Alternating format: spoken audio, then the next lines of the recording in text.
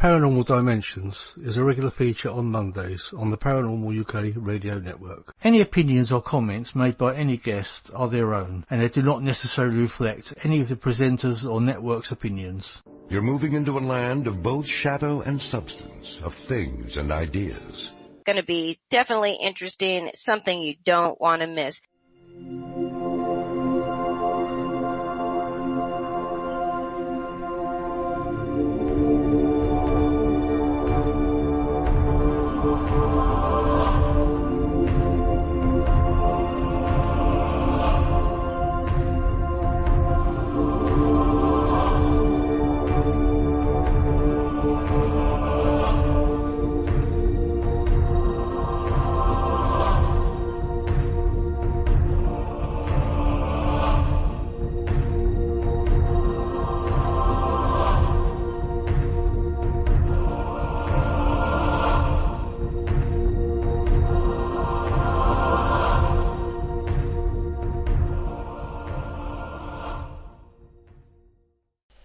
This is Sacha Christie, and you're listening to the Paranormal UK Radio Network, the UK's biggest paranormal network.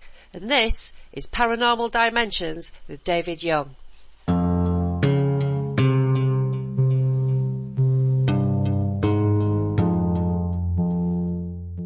Hello and welcome to the show. Thank you for the introduction, Sacha. Sacha will be back shortly. She'll be joining me with today's guest, Laura Plumb Sayers. Just before I bring Sacha on, if you'd like to get in touch with me at any time, my email address is davidyoung2qn@yahoo.co.uk. That's davidyoung, 2qn, all one word, @yahoo.co.uk. Okay, now today's guest is Laura Plumb Sayers, and as I said, Sacha will be joining me shortly. Just before I speak to Sacha, it is rightly said that birth and death are two short facts of life. We know a great deal about birth, the prelude to independent existence, but death remains shrouded in mystery. Is death the end of this existence, as many people believe, and as many scientists assume is demonstrated by the facts? Or is death the transition into another phase of life, with all the challenges and promises that such a transition may present? Well, hopefully we'll get a bit closer to the answers to that with today's guest, which is Laura Plumb Sayers. But just before that, once again, I'd like to welcome back as guest co-host, Sacha Christie. Hello, Sacha. Welcome to the show. Hello, darling. Nice to be here again. Yeah, nice to have you back on again. So what have you been up to?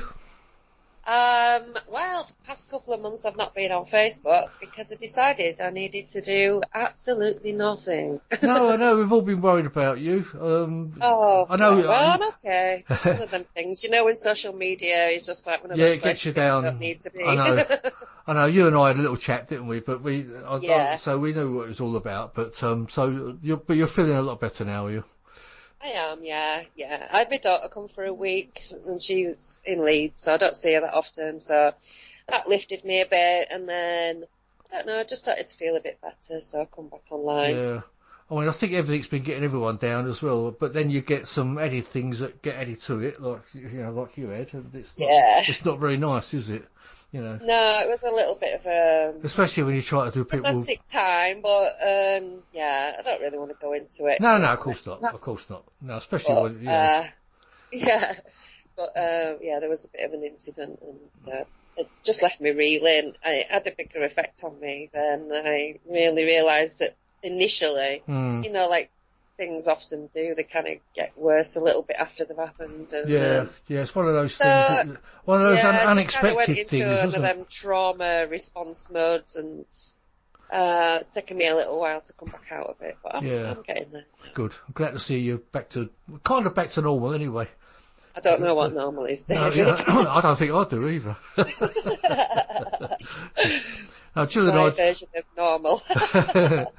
So I haven't done too much either. I mean, Jill and I have managed to get away for a couple of days for a little bit of a change. We went to Wiltshire.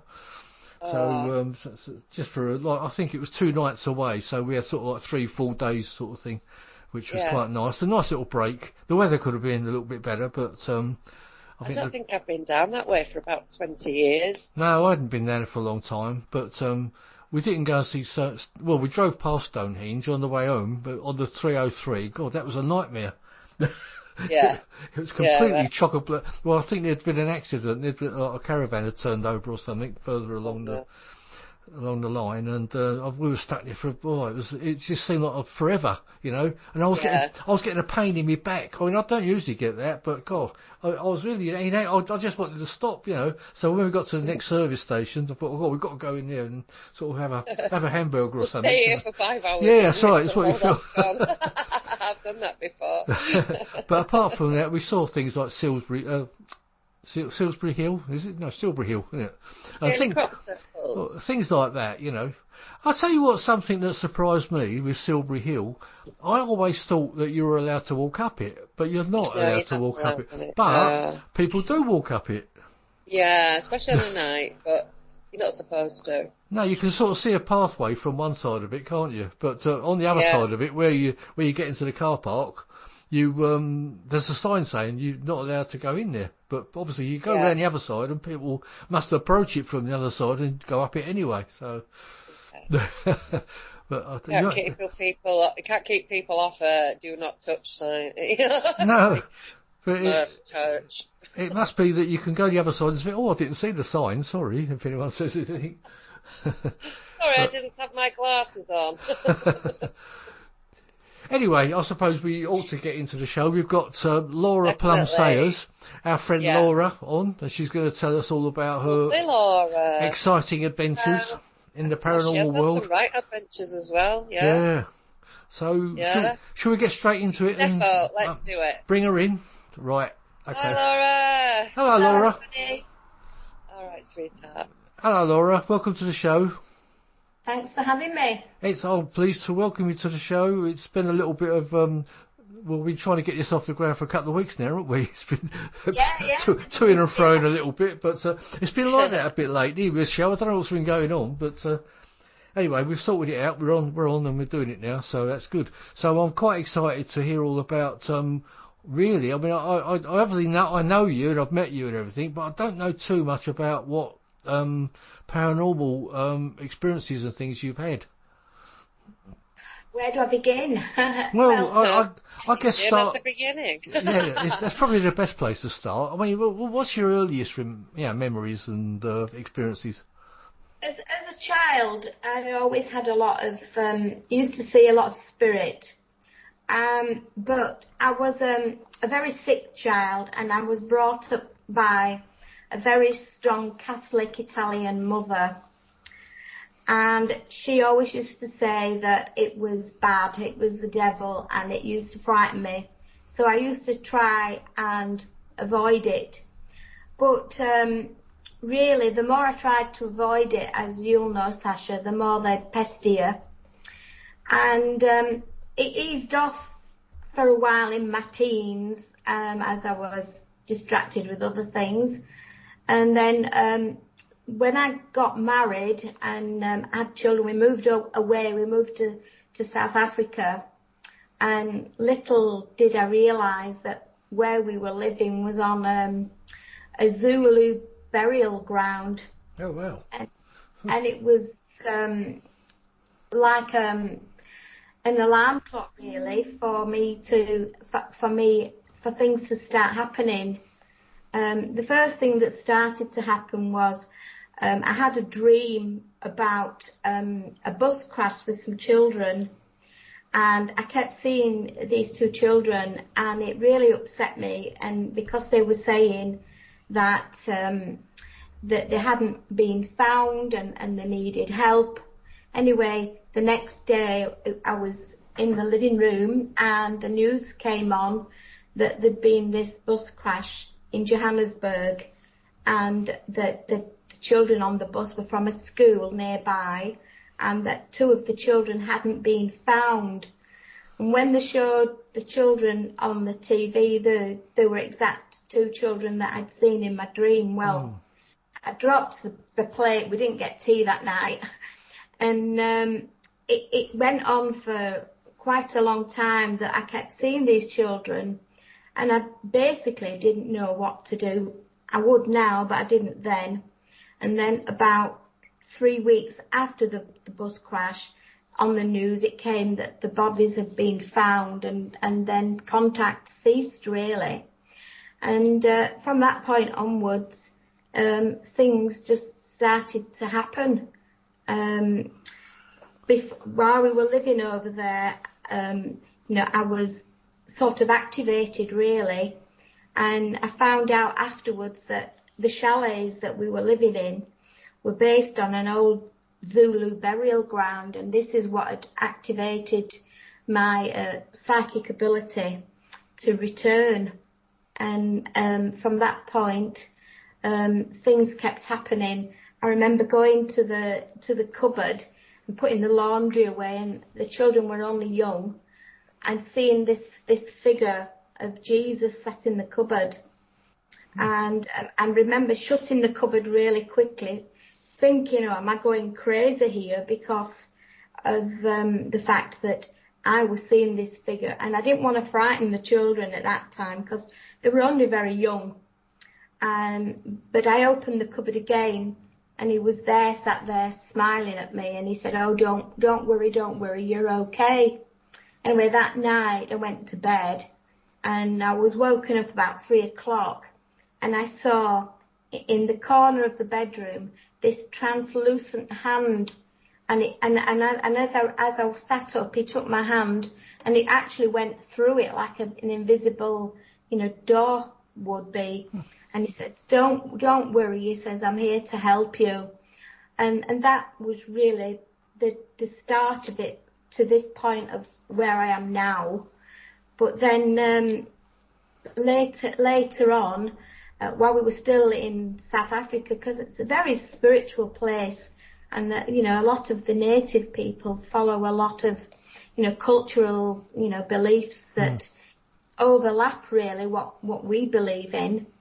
And I hadn't been feeling very well for a few days, and I said to my husband, I said, oh, I've got to go to bed. I just don't feel well. But before I went to bed that night, I was going round the house, and I was like trying to finish jobs off in the house that I would normally not do, and I felt this urgency that I had to do these jobs. Anyway, that night I went to bed, and I wasn't feeling very well. And unknown to me, I had epilepsy as a young child. The epilepsy came back that night, and I ended up having like 9 epileptic fits. Oh. And I woke up in the morning, I didn't know where I was, and Michael took me to the doctors, and I was put in this hospital, and I was in a coma for quite a few days. And when I woke up, I thought, oh my God, I've died here, because there was just an old woman in a bed, and she was moaning, and there were like bars around my bed. Anyway, that particular day, Michael came with the kids, and I didn't recognise him. I didn't recognise the children, anything. I went home, and it was familiar, but it wasn't familiar, and everything seemed strange. And people were ringing up and saying, hello, how are you? And I actually were crying on the phone. I said, I don't know who you are. And the doctor just put it down to the fact that I had had all these fits, and my memory had been a bit, funny afterwards.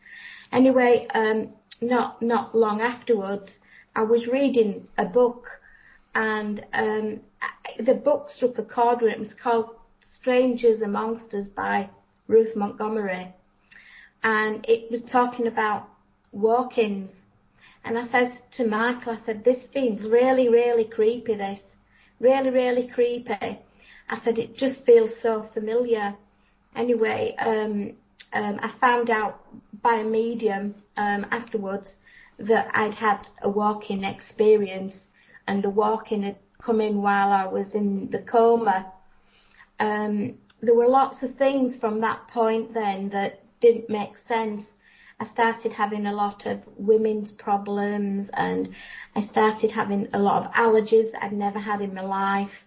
Doctors couldn't understand anything that were going And the actual doctor turned round and told me, he said, "Oh, you're being neurotic. You're like just a typical woman." Typical man, doctor. Typical man. And this was in an hospital in Benoni, where around me were all these prisoners in shackles, because it turned out it was the day for all the prisoners to go and have the checkups, basically. And I thought, oh my, anyway, I slapped him and told him what I thought and walked out.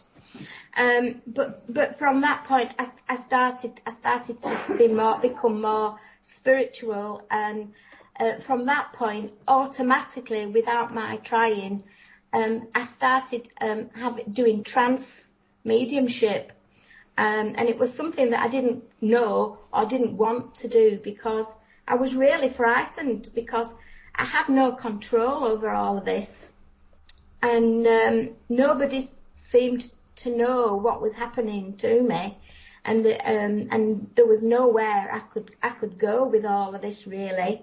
It was all really, really strange.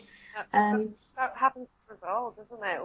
When it all starts waking up, we actually think we're going crazy, and that we've got nowhere to go with it. I know, but the fact is that it was a walk-in experience. I'd never heard of walk-ins.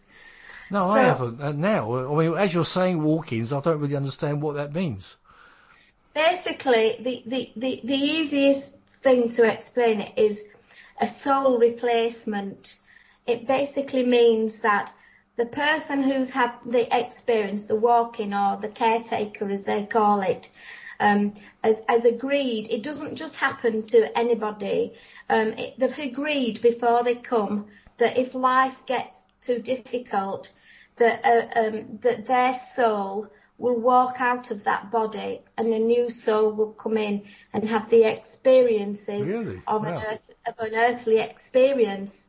But they don't necessarily need to go through the birthing process, because they're quite advanced beings anyway. Most of them are from other dimensions.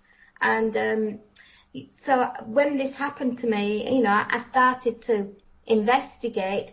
There used to be an organisation in America, which is not there, called Walk-ins for Evolution, but it's disbanded now.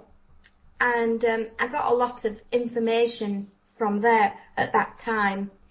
And they were saying that 1 in 10 people is actually a walk-in, but they don't always recognise it as that, because they may have had a bad illness or something, and they've been in a coma, and they've actually changed their perspective on life once they come round.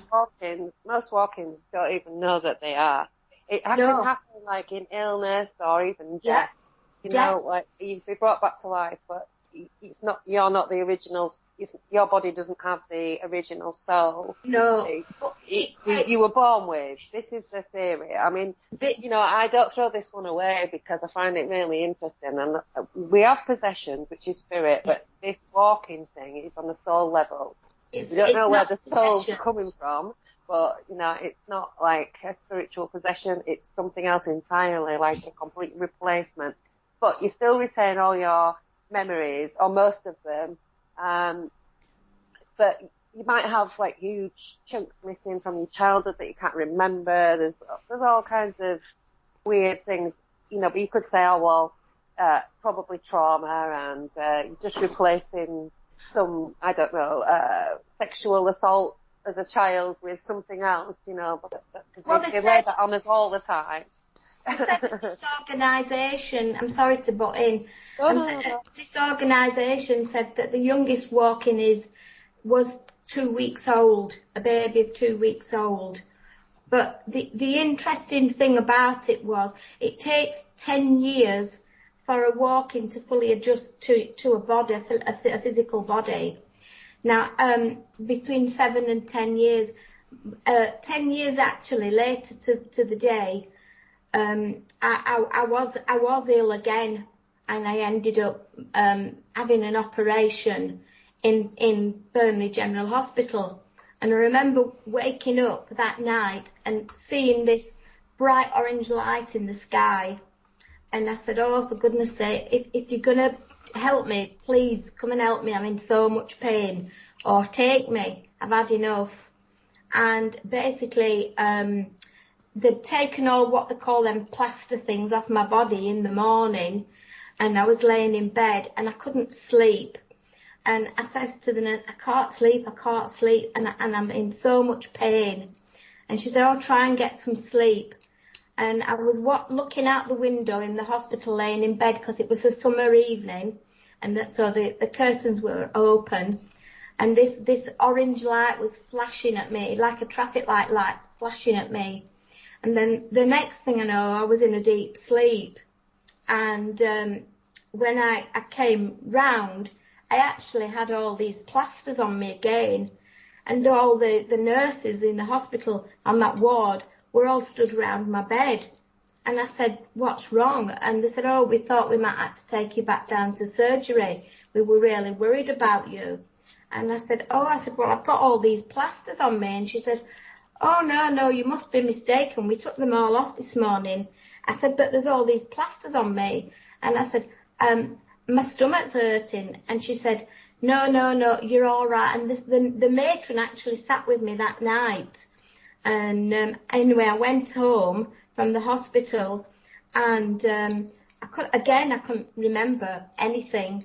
And then on the Saturday evening I went home on the Wednesday, and the Saturday evening, my friend came to see me, and she's a medium, and she sat down with me, and she said, I need to do a reading with you. And I didn't want it because I weren't feeling up to it.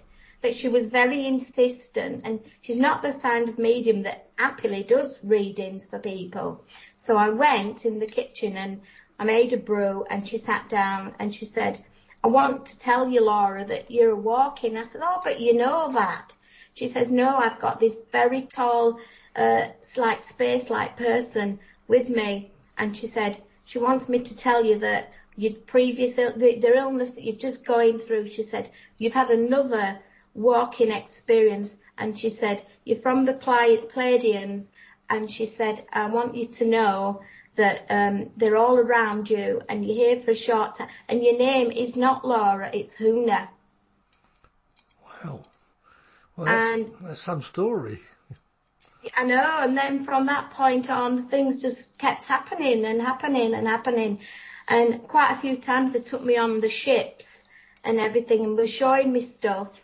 And then not long after this, the night I'd saw that orange light in the sky, I rung somebody and told them that I'd seen this orange light in the sky. Actually, it was Sam, and he laughed. He said, "Oh yeah," and I rung up whoever, this newspaper, to find out if there'd been anything reported in the sky that night.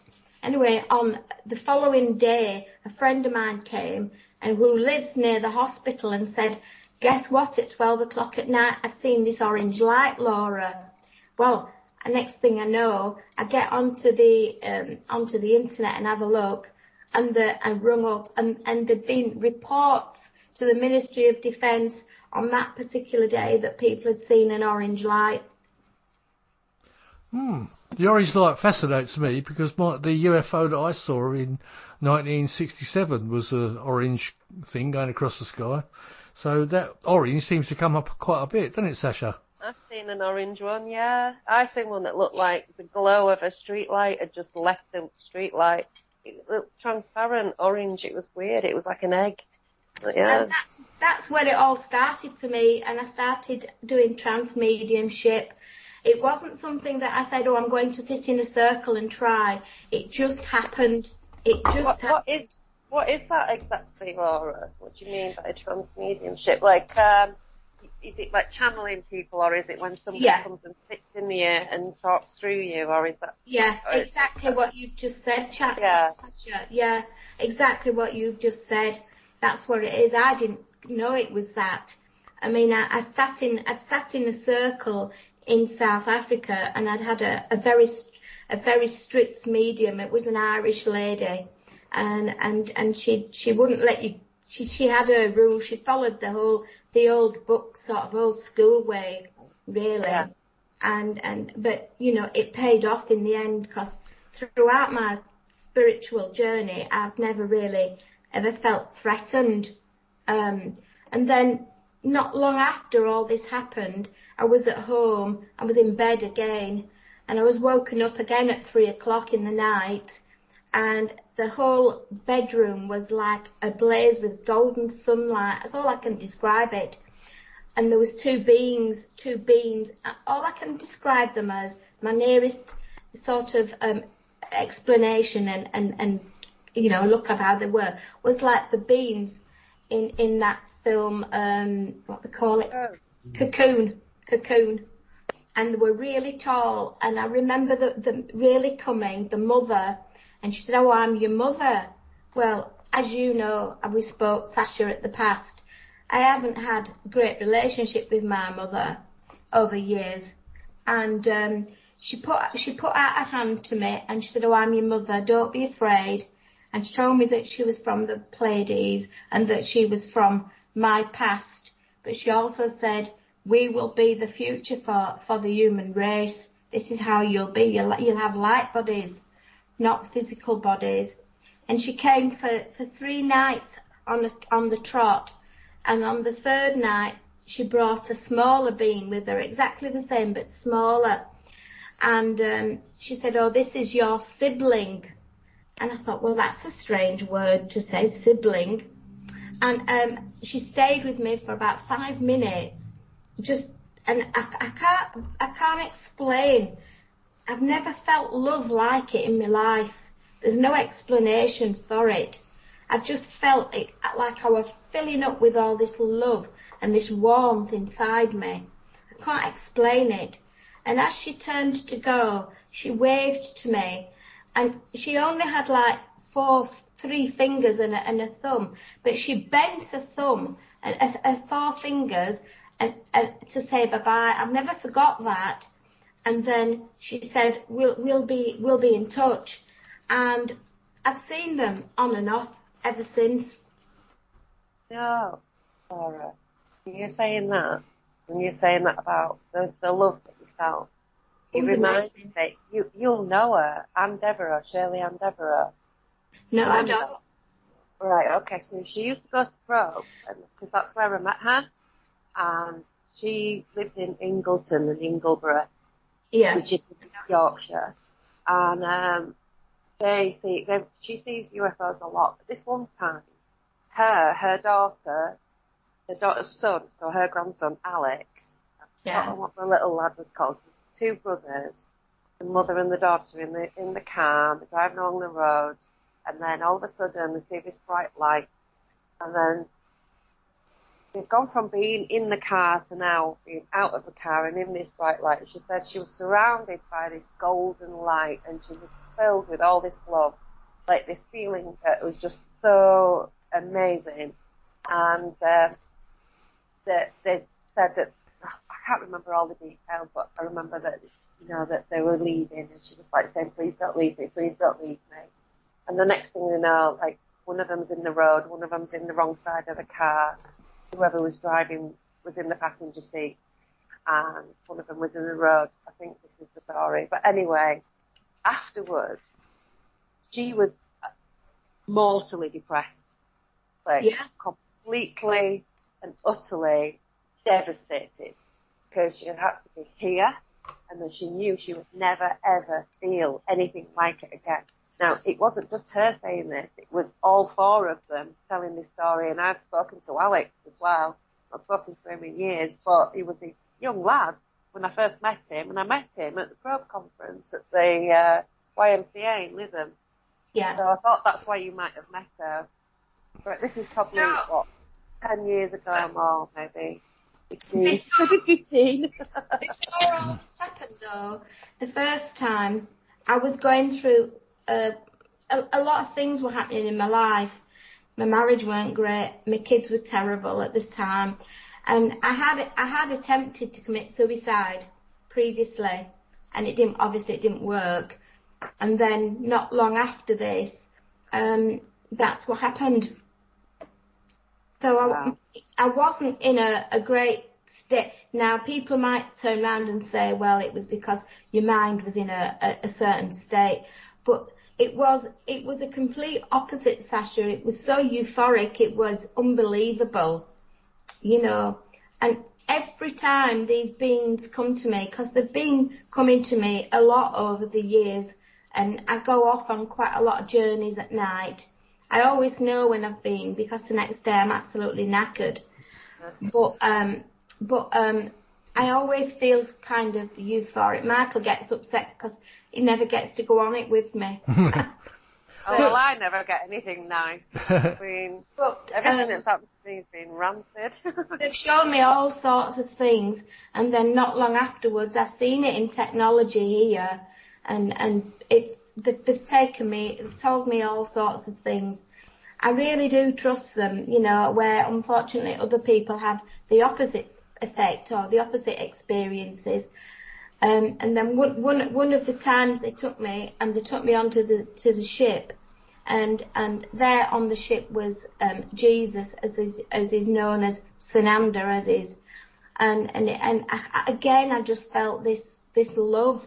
I can't explain it. It's just, and on the ships, you know, there's been times when I've seen my children on the ships, and it turned out that all the miscarriages that I'd had, the children have actually grown up in spirit, and, you know, they've been to do with these ETs.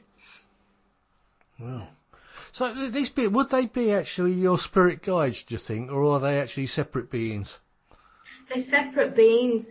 I do have a spirit guide that is a light being, and his name is Solar, and he's Aztec priest, but he was also in Egypt, but he's been with me for 30-40 years to my knowledge, and he's like my gatekeeper, because I don't know if you understand, but for people listening, that you can have more than one guide at any one time, but you always get one that is your gatekeeper or your guardian angel, whatever terminology you want to say, that stays with you always.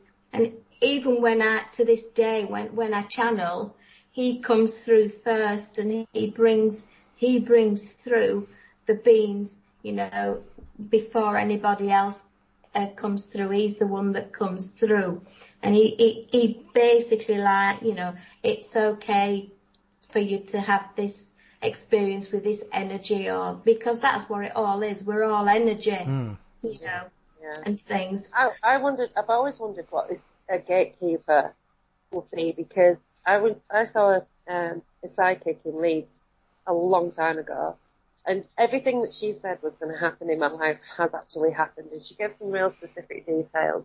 And she said to me, "You've got a gatekeeper who's Russian." Yeah. And I was like, right, okay, but that was just a little bit of information and a whole slew of stuff that she said. And I didn't really pay much attention, but it always stuck in my head. And I've always wondered, what is the job of this person? You know, what is this gatekeeper? What do they do? It's to protect you. You can call him a guardian angel, you can call him whatever. It depends on your belief system. Everybody has different belief systems, and that's fine, you know. Just felt like the way that she said it, that he was extra to whatever spirit guides I had. She told me that the room was literally full of people, and that everywhere I go I have a crowd.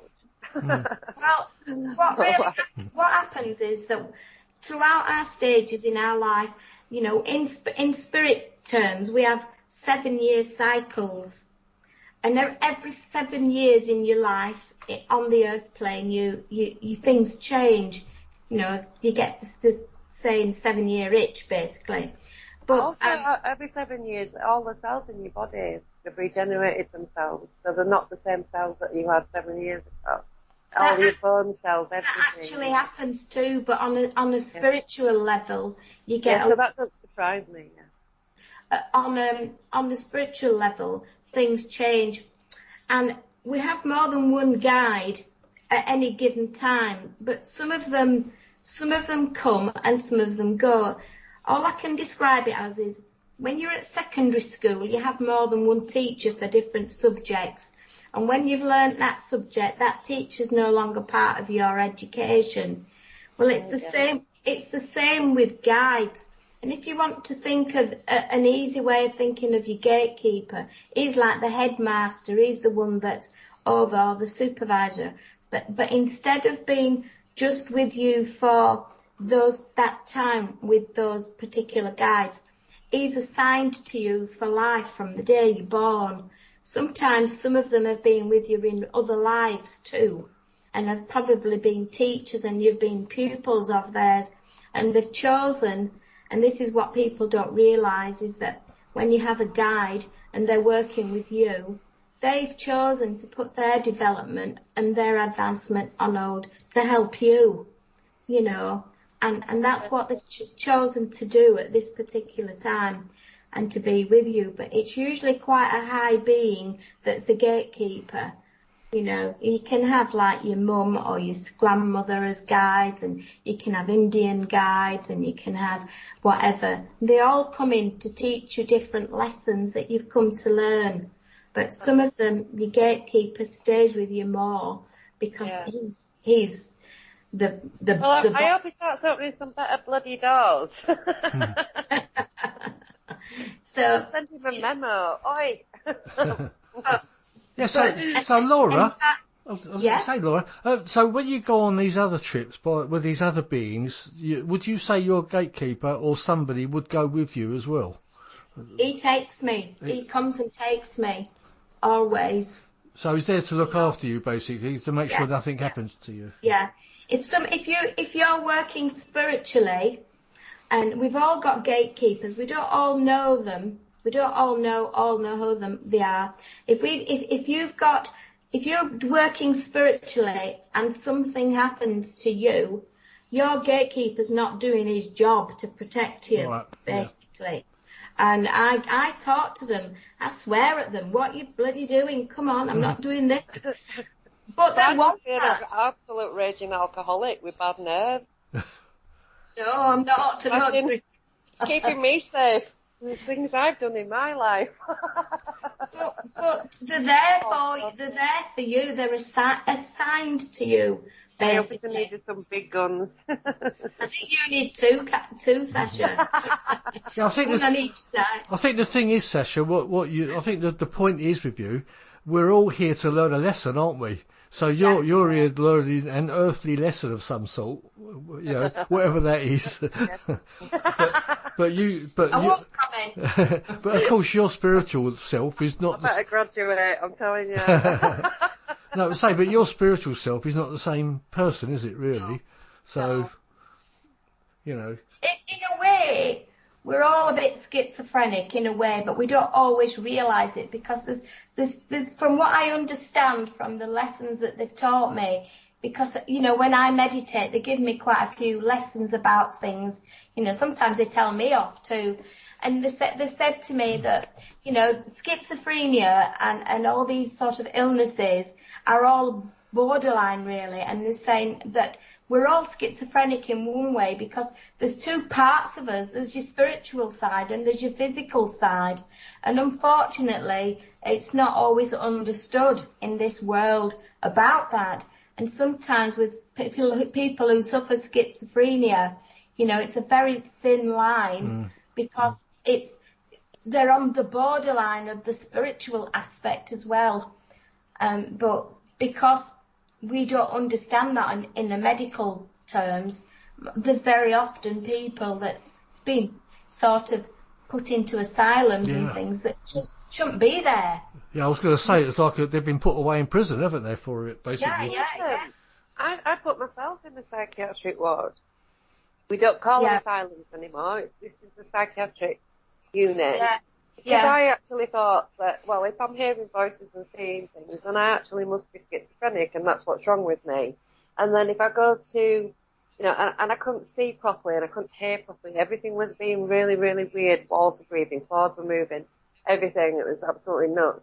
And so, you know, I was in there, and the reason that I was in there was I had a baby, but I'd also had not long before the UFO experience in Wales. And then the paranormal stuff that was happening to me was just almost on a daily basis. And I thought, this isn't right. This is like my environment is interacting with me, so this is not normal. You know, I'd be thinking things, and then an advert or somebody on the TV would say something that fit exactly with the conversation going on in my head, but it wasn't just one. It was like all the time, and I thought, something's wrong with me. You know, like I'm maybe thinking in a loop, and I'm thinking that I've thought this, and then they're saying that, and then I'm thinking, you know, that I'm getting muddled in my thoughts. But anyway, I had this panic attack that lasted hours, and I ended up going into hospital, and I stayed a couple of months. And I thought I was literally insane, and all they said was everything was to do with adrenaline. And it was just that my adrenal glands just would not shut off, ever. And adrenaline, when it breaks down, it forms adrenochrome that actually alters your vision, and you can hallucinate and all this stuff. So I thought, oh, well, that's what it is then. I'm hallucinating because of the adrenaline. And then when all that died off and went away, I was still having experiences. And when I was like 9, I was 10 or 11, when my gran and granddad had both died, and they both walked past me, and my sister saw them as well. You know, I have to remind myself of these events and go back into my childhood and remember all the other things that I saw when I was little and growing up as a teenager and everything. Because it wasn't just that period of time when I thought, oh, it's all adrenaline, because I've had this all my life. You know, I've literally tried to debunk all of it all of the time, and I can't. And that's why I'm such a freaked out person. I had a very traumatic childhood, and I think that a lot of spiritual people have had, and I think by having that, I think that's why a lot of spiritual people have a lot of empathy for other people, because they've experienced a lot of of difficult things in their own lives, and that. But what I'm trying to get across is that it's a lot more common now than it used to be, that people about walking experiences that they've had. And, you know, I've read a few books. There's a lady in America called Sheila Seppi. She's just wrote a book, and which is interesting. And people are starting to come forward about this experience or this phenomena now. And it's been going on since before the First World War. In fact, probably longer. But people have never ever really given it a name. And what I'm concerned about is that there's a lot of people out there that's probably having these experiences, and probably coming even from a family that's Christian, that maybe feel that they might be, you know, sort of possessed or whatever. To know that what they're experiencing, that a lot of other people are, and it's okay, because it's nothing that they've done wrong. That they need to be aware that, you know, they're not alone. I mean, I was on my own. I mean, I had a husband and 2 children, but I didn't know where to go, and I was in a strange country when all this was happening. And I really thought, because of my Christian upbringing as a Catholic, that I was going mad. And obviously with my epilepsy that I'd had from birth, I thought I was going mad, because I had a mother that kept telling me, oh, you're going mad, you're working with the devil, you do.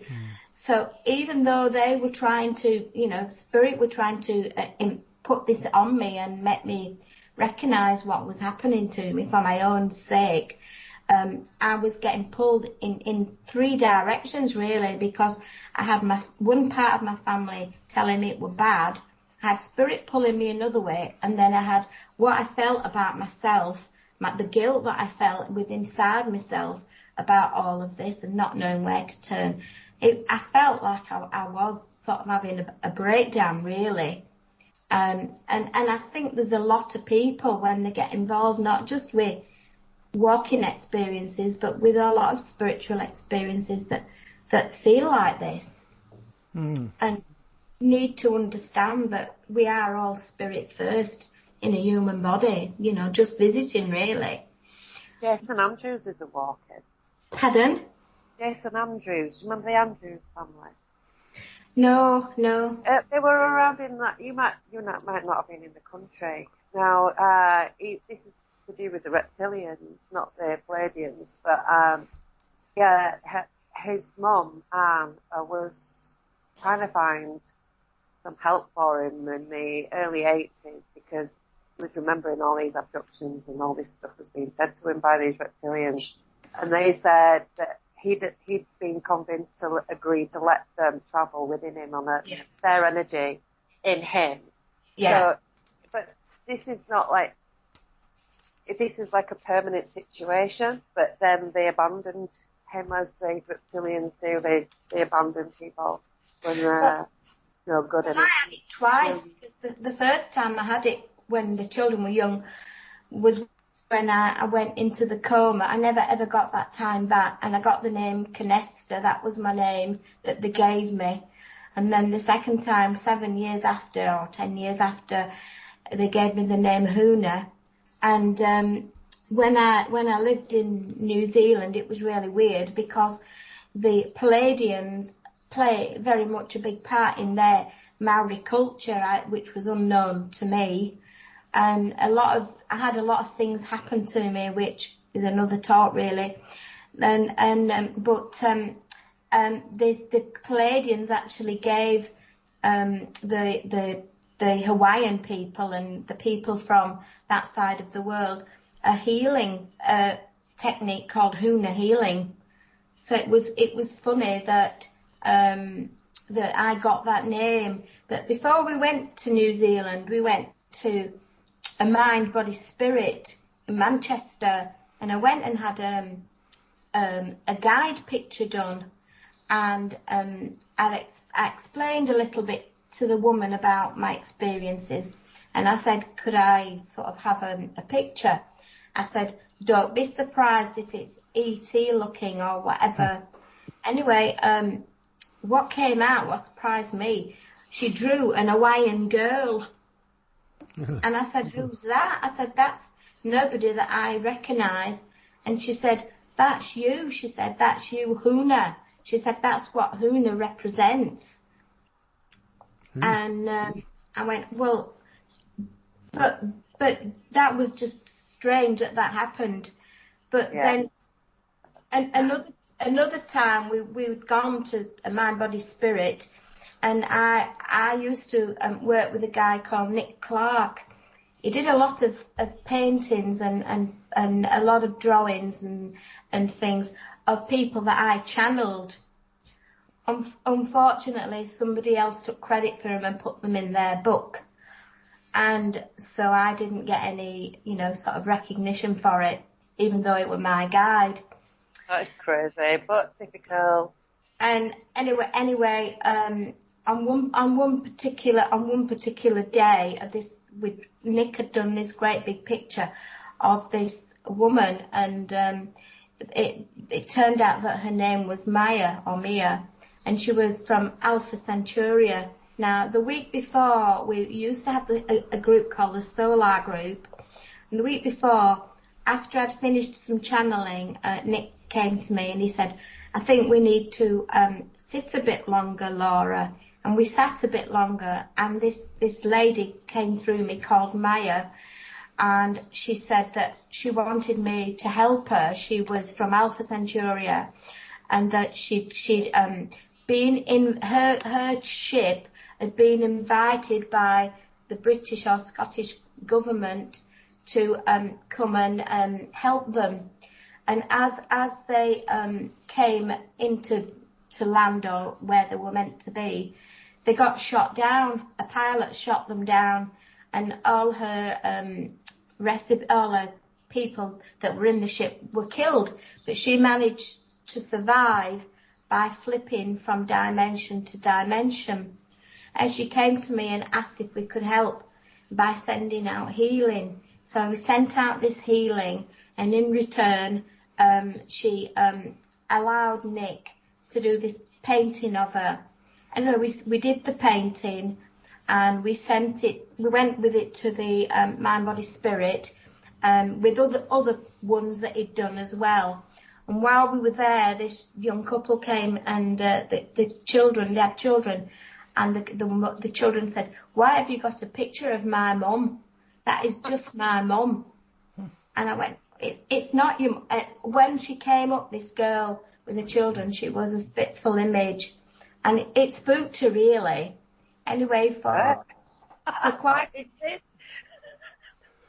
a few times, you know, Mia kept coming to me, and eventually she was able to go home, and we could send healing to the people that she'd lost, and whatever. But not long before that, on one of my trips on the ship, I'd seen this girl on the ship and a boyfriend, and as she turned round to talk to me at this place in Manchester, and without this picture, the instant recognition that we both had with each other was incredible. And you don't get that often. And in the end, you know, I don't know where the picture is now. I think it's gone. I think he sold it. But just things like that keep happening to me throughout my life, really. I've got a question for you, Laura. That one now. When you say you visited on these ships, what do they actually look like on the ships? Have you got any sort of memory Well, of how they look? the ships that I see are circular, and they're quite massive. They're really. I visualise myself going up these steps, and as I go in, there's like a room, a round circular room, and it's not got a lot of things in it, but there's on the entrance there's always two light beams, and when I say light beams, they're not physical like us, they are light beams, and it depends what the messages they want to give me is where they take me. When I first started going, they used to take me to a room, and it was with a great big television, and they would show me, and I weren't the only one there. There were people from all different nations there, and they would show you on the TV what was happening to the world. And a few times they've taken me in the cockpit, and I've actually gone round the Earth and seen, you know, the Earth, and they've pointed it out to me. It's a beautiful place, is the Earth. It really is when you're looking at it from that perspective. But the last time they took me into this room. It was a circular room, and there were two of these beautiful beings at the door. I never feel afraid. I've never felt fear with them at all. Never. I must add that. And he brought this tablet to me, very similar to what children have as tablets. And he said to me, they speak to you telepathically, and they've got long faces, not so much almond eyes, but longish faces, and they have like a white robe on.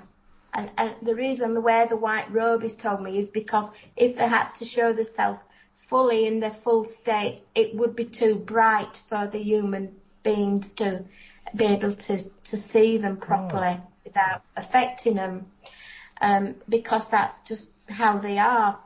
And he brought this tablet to me, and I said, "Where's the buttons?" And he started laughing, and he said, "There's no buttons." And I said, "Well, what do you do with it?" He said, "You work it with your mind." And I went, "Oh, well, how do we do that?" He said, he gave me this tablet, and he was laughing, and he said, figure it out. He said, they never give you everything that Spirit gives you, always is a puzzle. They never give you a full answer of anything, or they give it in a way that you've got to work it out. I found that out over the years, you know. And he showed me this puzzle and this tablet, and he said, have a go. And he says, think of something. So I thought of something. And the next thing I know, it was on this tablet what I was thinking. There was like a screen. And he said, he said, you think the technology that you've got now is fantastic. He said, this is the future. He said, you haven't seen anything yet. And then he said, it's time to go. And the next thing I know, I woke up and I were in my bed. Well, that sort of technology is actually coming along now, isn't it? Yeah, it is. Yeah. And he just had to be careful. He said, then with this technology, people can be easily swayed. He said, if you can think something, it's real. He said, if you can think something, it's already in the ether, waiting for you to create it. So he says, just be very careful with this technology, because it can be swayed either way. It can be manipulative or it can be, progressive. Yeah, the reason I asked about the inside of the ship, I just wondered if you saw any sort of instruments or whatever apart from like the television and the iPad type thing. On one occasion, a few occasions when I first got it was like there was like a lot of I would call them computers. And lots of things, but again, they were worked with the mind. They weren't worked with switches or anything. Everything was worked with the mind. And what about colours? Were the walls coloured, or were they, did you see rivets or anything in the walls to join the? No, everything was quite bland. Silver, everything was silver in colour. Silver, the walls, everything was silver. But sometimes when I've gone, and not just myself, but other people have been on the ships at the same time, because it's not just me that, I'm not just any privileged person. There's people from all over the world that go on these journeys, and they've taken me to places, and I don't know where these places are, but when you've come off of the ship, the colours of the flowers and the plants and everything is mesmerising. I've never seen colours like it. Never. Do you think you're given a glimpse of what it's like after we die? Because that's we get those sort of descriptions, don't we? When people pass over and they come back, if they have a near-death experience. It could be. I can't deny that because I don't know.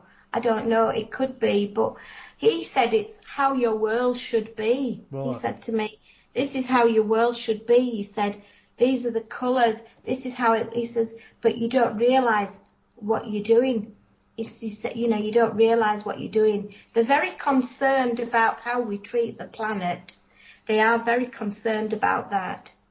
And like they say, there's like a domino effect, because how we treat this planet affects the whole galaxy, really. It's like it affects one after the other, really. It makes you wonder why they're not abducting and taking people who are like, the CEOs of these companies that are pumping all this crap out into the atmosphere, into the water. Why are they not abducting them and giving them all of this, look at this is what's going to happen to the Earth. I personally have never seen anything on any screen, never been told about any message for humanity. I've never had anything like that, but I hear it all the time, and it makes me wonder, why are they not getting presidents, politicians? What is it? Are they, are they under some sort of treaty where they're with the evil ETs and nobody can touch them, so they're just going to destroy the planet anyway? I don't get it. There's some parts of this phenomena that I don't understand, and that is one part of it. I don't understand what's happened to me. I don't, and I often sit and think, why me? Why am I so special? Because I don't class myself as special. I mean, there's so many times that Sam used to say, why don't you go up and talk about it? I didn't feel for me that Probe was the right place for me, and I'm not a person I can advertise you with no problem, but I can't do it for myself. I have a problem with that. But from what I understand, it's to do with vibrations, like attracts like, and also I think there's a lot of factors to do with it. I think it's what we've agreed before we came, what, you know, I think what we bring it, what is around us, because sometimes the experiences, from what I've been told, that we have are not always necessary. The lessons from it aren't always necessary just for us. Sometimes we have to have that to experience the love, or to experience other people, you know, having love. And I can't give you the answers to that. I wish I could. I really wish I could. And, you know, I've often sat here and thought, why, you know, is there really such a thing as a God? I do believe it, that there is. But, you know, with all the things that are going on in the world, it makes you doubt it, you know. When certain people or certain things happen in the world that is so bad, you think, well, can't they just, you know, click the fingers and it's all gone? Why do we need to go through? There's this idea that runs through certain factions of ufology and the experience of thing, where they seem to think that the ETs are going to come and save us from ourselves and things get They're bad. not. Well, they're not, because, you know, what about all the people in the Middle East and all the people in Japan and all the people who've all been carpet bombed, all the Vietnamese, all those people? Yep. You know, how bad does it have to get? It's only, this is the white supremacy thing angle to it, isn't it? Where, you know, it's because nothing ever happens where we are, so we don't see it happening. We don't. If we were in Syria, we would be saying, when are they coming? When are they going to save us? How bad do things have to get? It's just because it's not happening right here. We're not being bombed, you know. So I don't believe that ET are coming to save us from ourselves. No, I don't believe they're coming to save us. I think we've got to save ourselves. But I mean, I feel that they can teach us lessons to do that. But I don't believe that they're the messiahs of the be all and end all. You know, I mean, there's lots of people that's had experiences like me, and I do feel that when my time comes to leave this earth, I'll probably go back to that source of where I come from, whether it's the Pleiades, whether it's wherever, because nobody, I believe, is from the earth. We're all here at different levels, and we're all here for different lessons. It doesn't make my experience any more special than yours or anybody else's. It's just at whatever level that you are at that time in your life, gives you the lessons that you need to learn. I don't believe at all that they're coming to save us and there's going to be this great big spaceship come and lift everybody off and we're going to live in paradise. I think we've got to create paradise, and I think it's up to humanity to do this. And while ever the things go on, like what goes on in Afghanistan and the vaccine and that, I think, you know, we're up against a big struggle really, because the majority of people don't want to know. They don't really want to do their bit. They want to believe that they're going to be saved and they can act like whatever they want because they're going to be saved. And that's the... If they're going to be saved, they don't have to do anything. Just exactly. It's all so simple. But a lot of people believe that and they think, oh, well, I can be a real so-and-so in this life because I'm going to be saved at the end of it. But in the end of it, it's not about that at all. It's about you're here. This is the university of life. That's what I believe. The earth is the university of life. We come here to learn.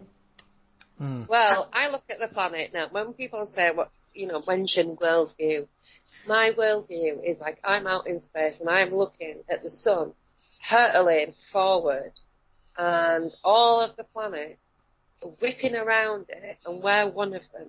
And we're like, wee, around it. Crazy rate of knots. That's where we live.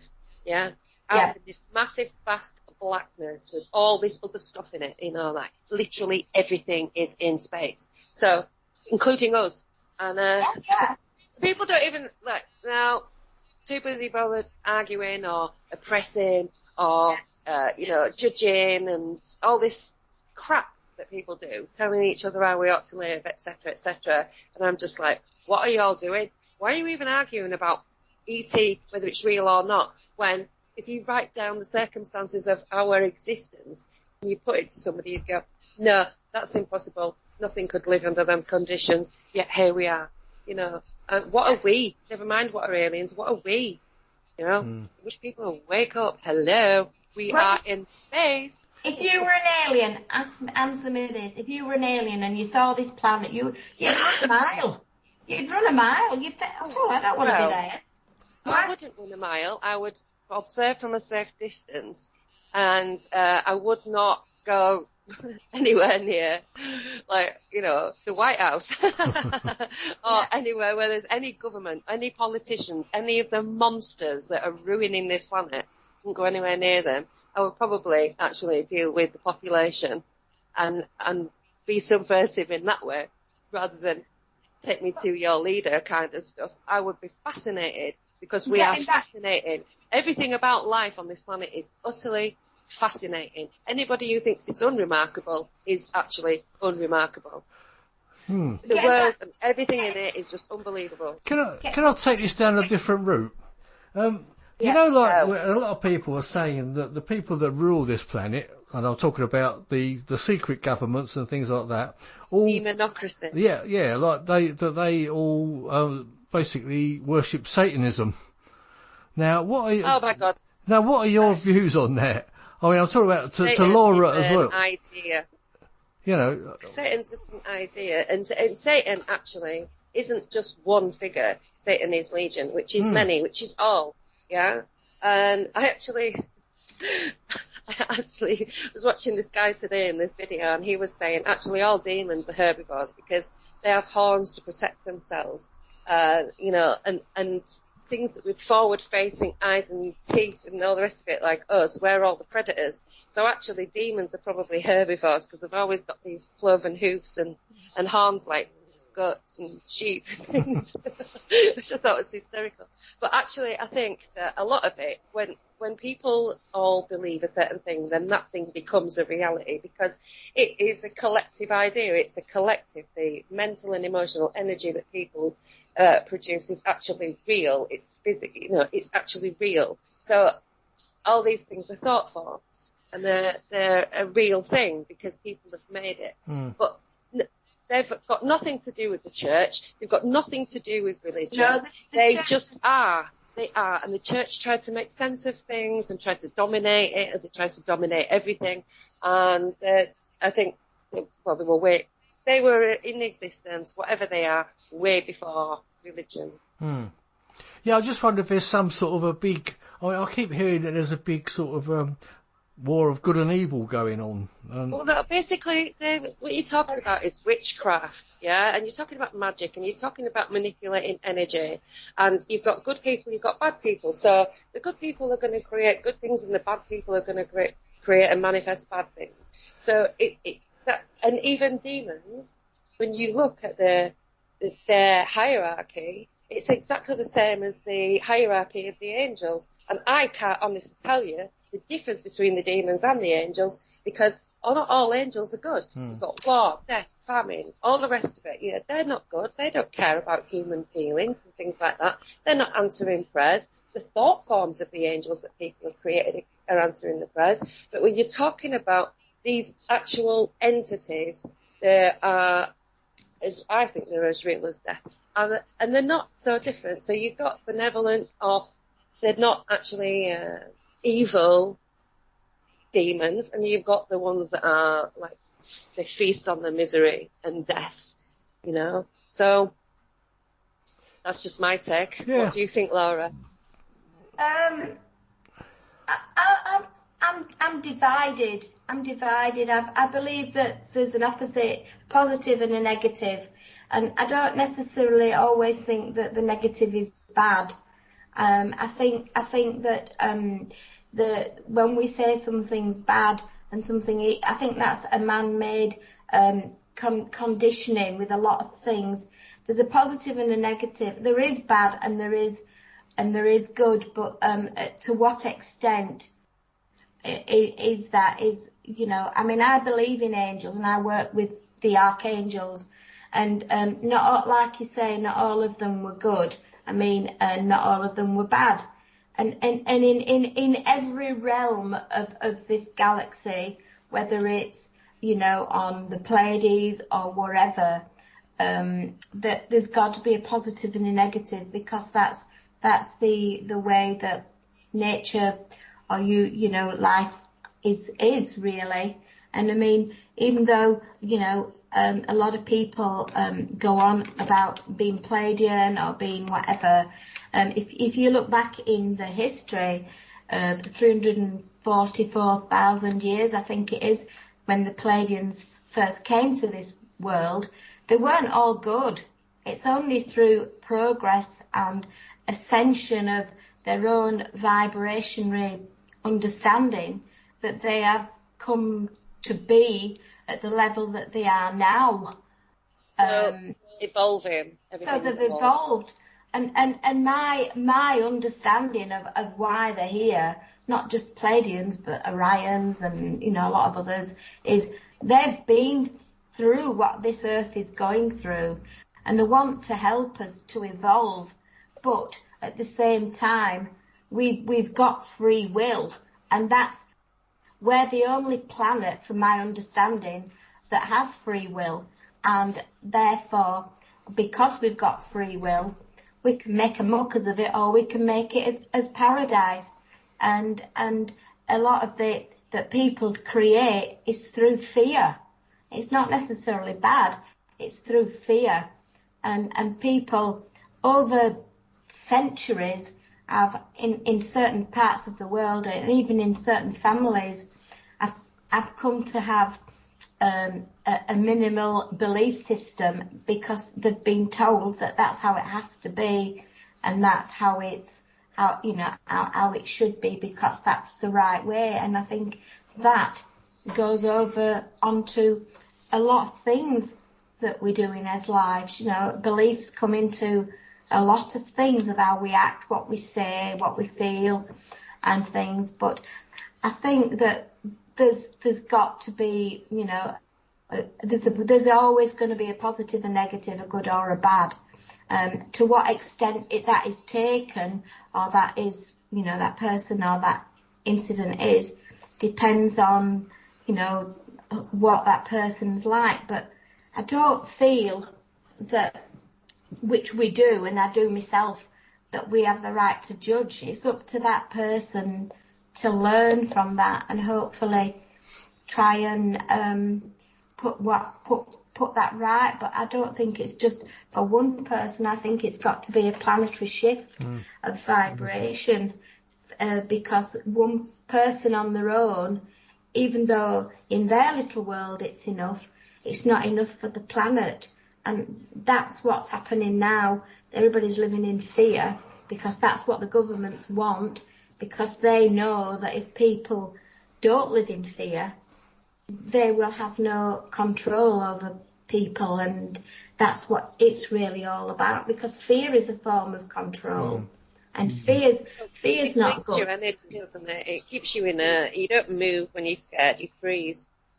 So you're not going to progress through life if you're always in a state of high anxiety. No. Yeah. I mean, I was brought up in a Catholic church with Italian mother. I mean, God, what more fearful can you get? I mean, I remember when I was 19, falling pregnant, my mum didn't take me to the doctor. She took me to the priest. Oh my God.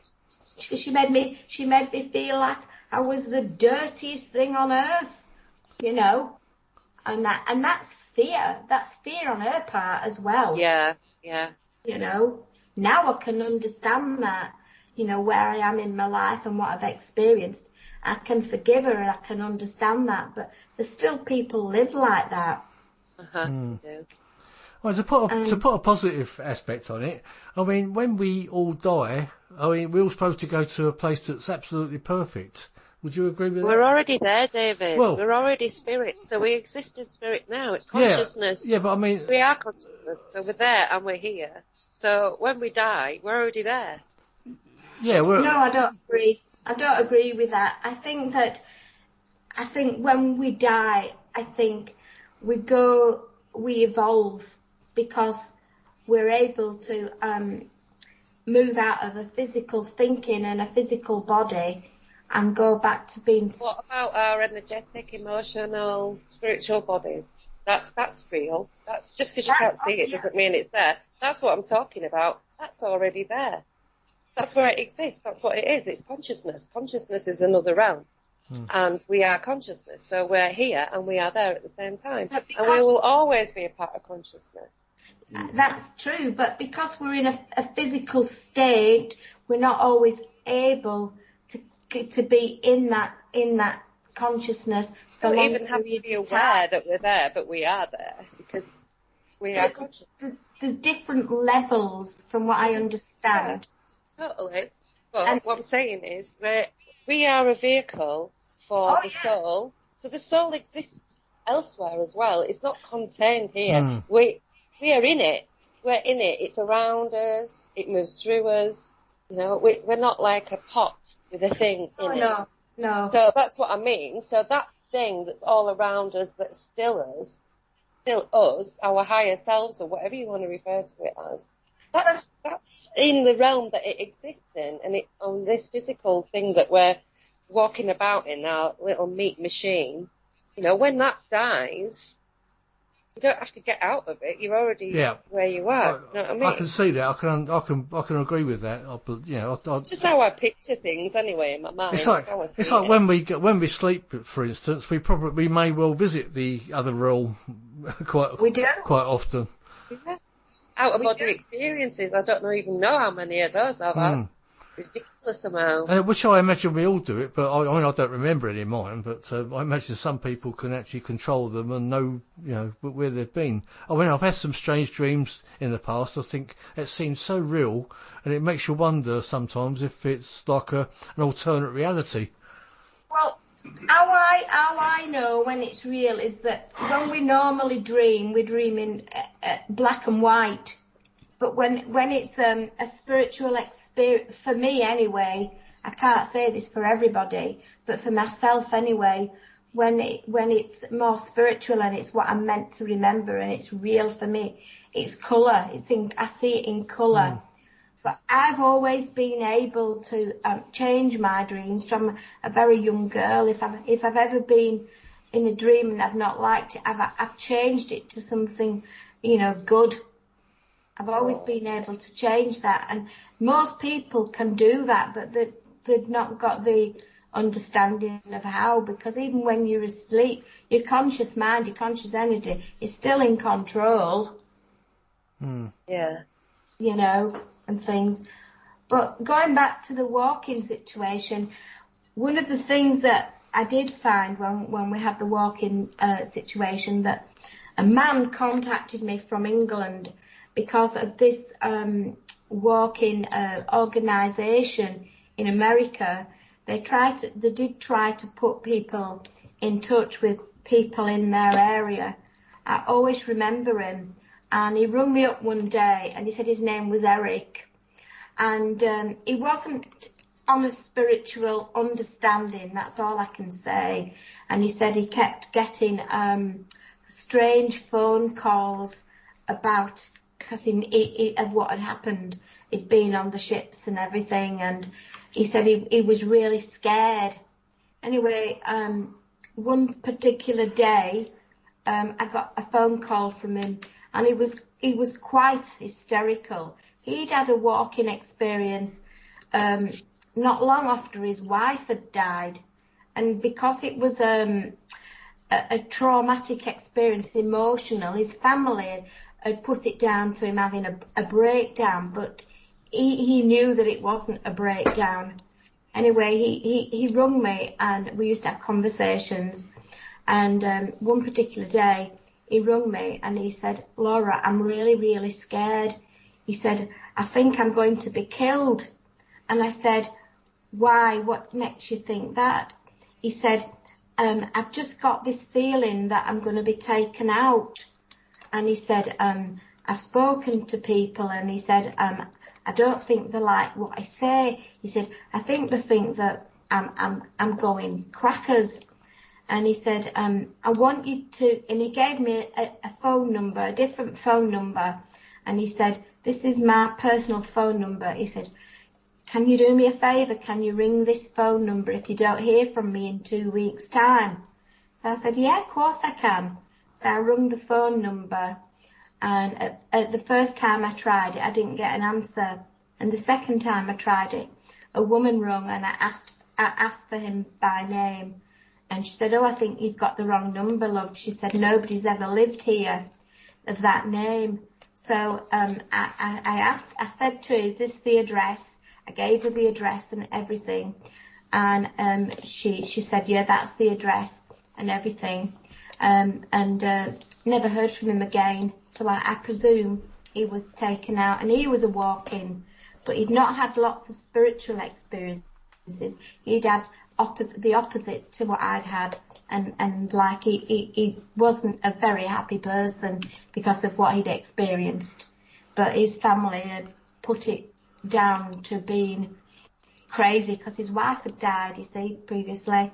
But not all walk-ins that come here are happy, and although they come here with a mission, not all of them complete what they come to do, because obviously life gets in the way and different situations, and when that happens, it's been known there are a lot of people that have had these experiences that can't continue on the path that they've come to do, often commit suicide, because they know that they've got this knowing inside of them that they know that there's something that they've got to complete before they return home, as they say.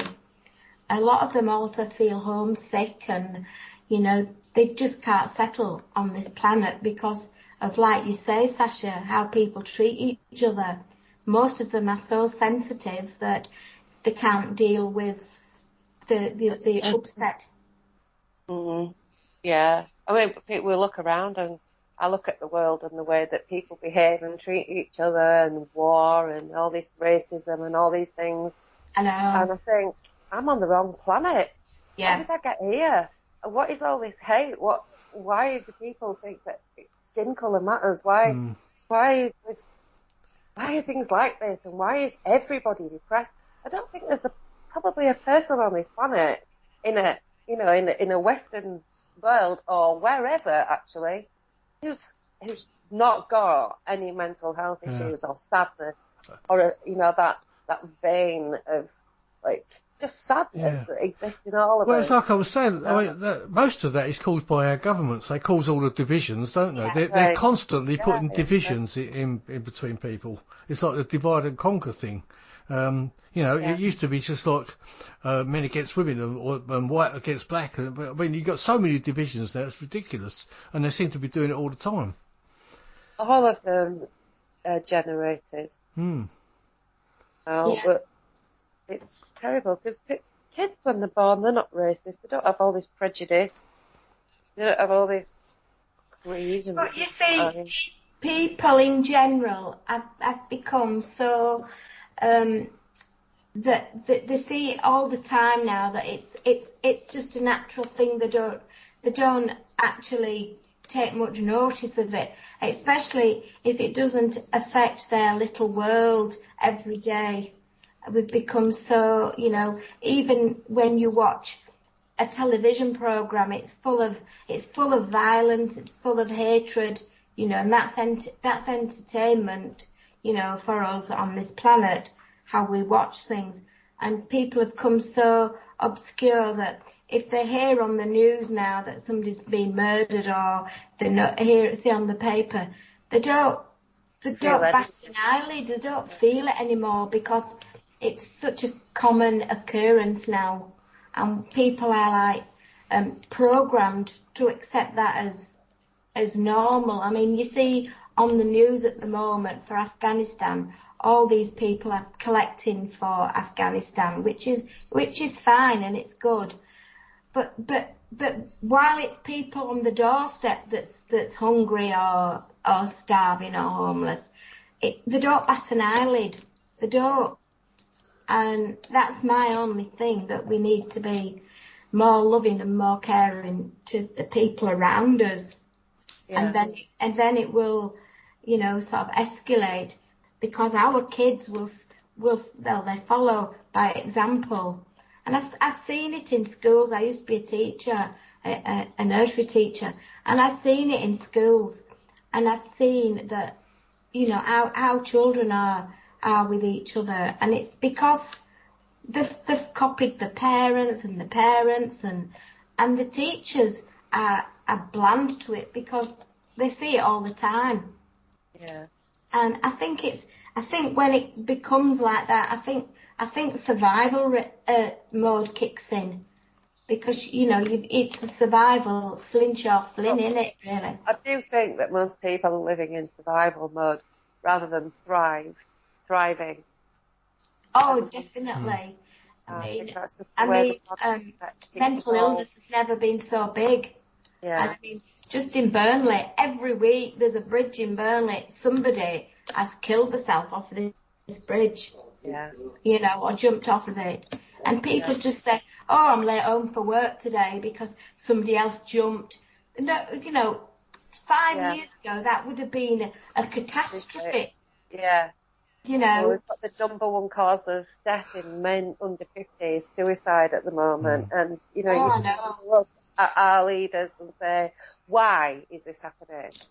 But you see, people are scared, Sasha, and what they don't realise, that we put the government in power, the people who vote, and they don't realise that they're meant to be working for us, not the other way. And I was out of the window a long time ago. And there's actually more of us that the government should be the ones that fear, not us. Not that I agree with anybody living in fear.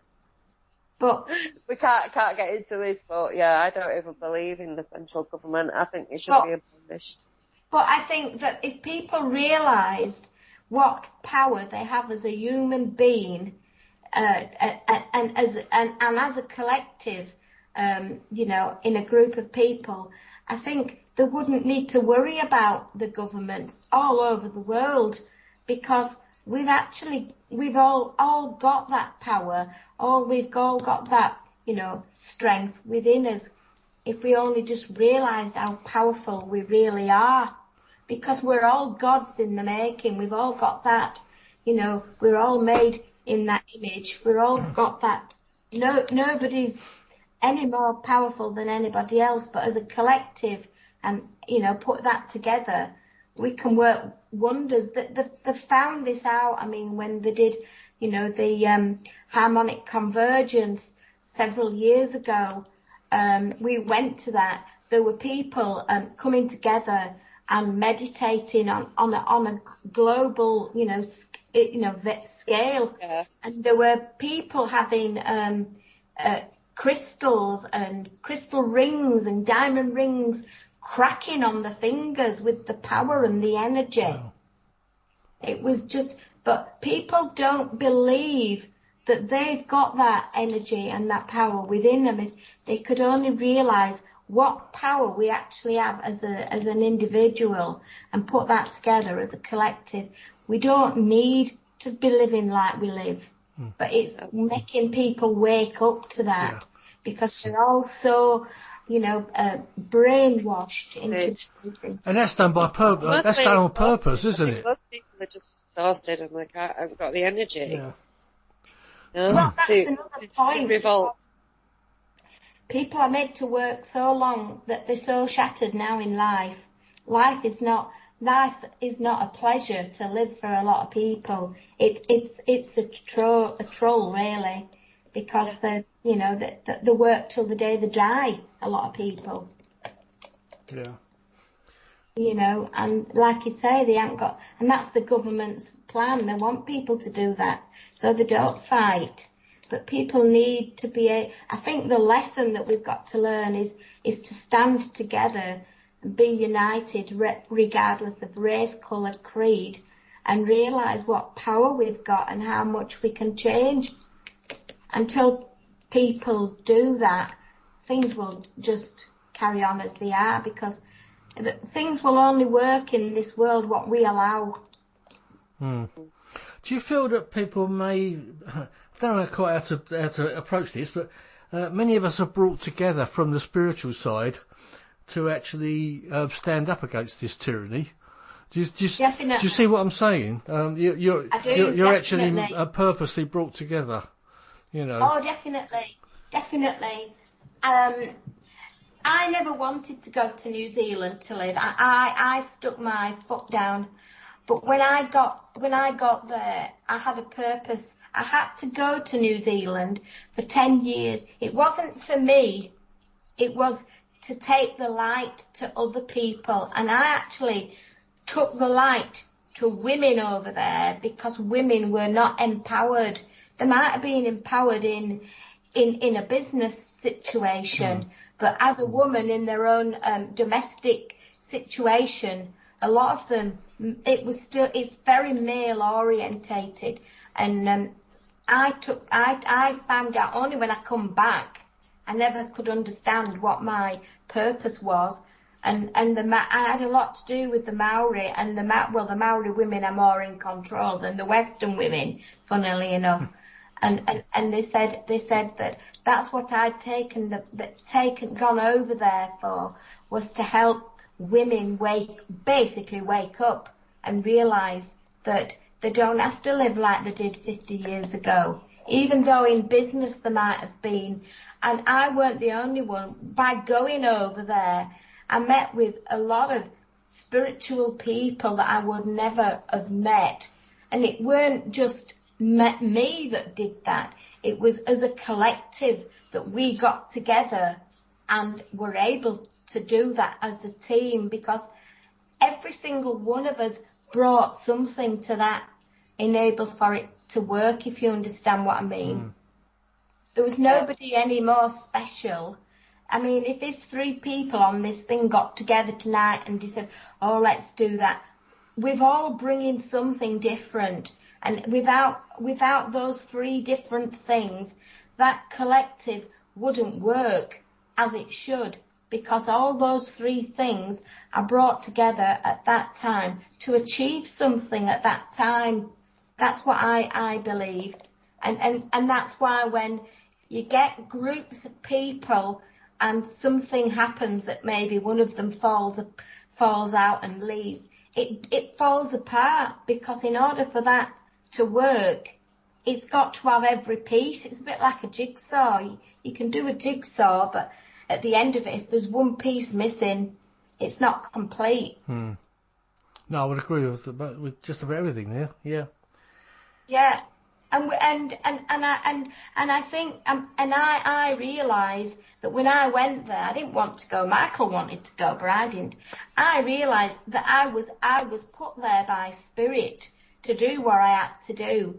And when I came home, which my mum was the catalyst that I came home for, but I knew in my heart at that time that my work was finished. I said to Michael, my work's finished here, I need to go back home now. And I knew that I had done, but I planted the seed in quite a lot of people's, that they can then plant the seed in. It's never finished, but it needs a beginning and an end, and maybe domino, isn't it? It's like a domino effect. Yeah, definitely. You know, I mean, I could have stayed there and continued, but I wouldn't have got personal growth from it. And one of the main things that we've come here for is personal growth. Yeah, I agree. You know, is to grow, whether that's good or bad. If you do something good, that's fine. If you do something bad that has a bad effect on you, you won't do it again. You learn from it. If you fall out of a tree and break your arm, you're not going to go up that tree tomorrow and do the same, are you? You know? And that's what it's all about. So I would. My son did 3 times in a month. But I just have to do things over and over and over again to make sure, you know. But most people wouldn't, and that's what it's about. It's all about learning it. You know, when they say that, you know, you go to, this is the university of learning. This is where we learn the most. And if you look back, everybody looks back on their lives. You learn the most when things are hardest. Yeah. Yeah. You know, you don't remember you do remember, but you don't remember the good things like you do the bad things, as we choose to call them. Yeah. You know. And there's so many different things on this earth. There's lots of ETs walking around as humans that people would never yet know. There's walk-ins. There's everything. I tell you, that ET that I saw that was looking like a little girl looked like a proper little girl until it smiled. Exactly. And, I thought it was a little girl, and I went to grab it to, drag it with me, and so it looked real. And it's a question of learning as well to get on with different people, and regardless of how different they may be. I think that a lot of what is happening now, because I don't think that anything that we do in life is new. Technology is not even new, because it's all cyclic, isn't it? I mean, like, if you look back in history, as far back as Atlantis, they had technology, they had aeroplanes, they had things, it's just... that we're the only technologically advanced race that's ever existed on the planet, and I think that we're probably not even as advanced as we have been in the past. No, we're quite opposite, we've gone backwards. And I think that, we're here to learn and to grow, and because of we've already done this, we've already had it, but we need we need to learn second time around. We're getting another chance, and I think that even though this planet will evolve, and people will probably leave this planet either through death or whatever, and probably have a reincarnation on another planet or go back to the source where they come from, I still think that it'll go through another cycle again, because they say that the cycle of the earth takes 2,000 years, and sort of they laugh and say, if you don't get it this time, you've got 2,000 years to wait, so you've got to make it right. But I mean, nothing's new. We've just got to learn and evolve from it, and learn to be with each other. And so people don't like anything different. They don't like change in general, and this is why a lot of people who've probably had far greater experiences than me don't come forward. But now things are changing, and the younger people are coming forward with these things, because they won't accept the rubbish that we've accepted, and we didn't accept what our parents accepted. So in some way there is growth there, but it's not fast enough in order to make positive changes that are permanent. Do you see positive things happening?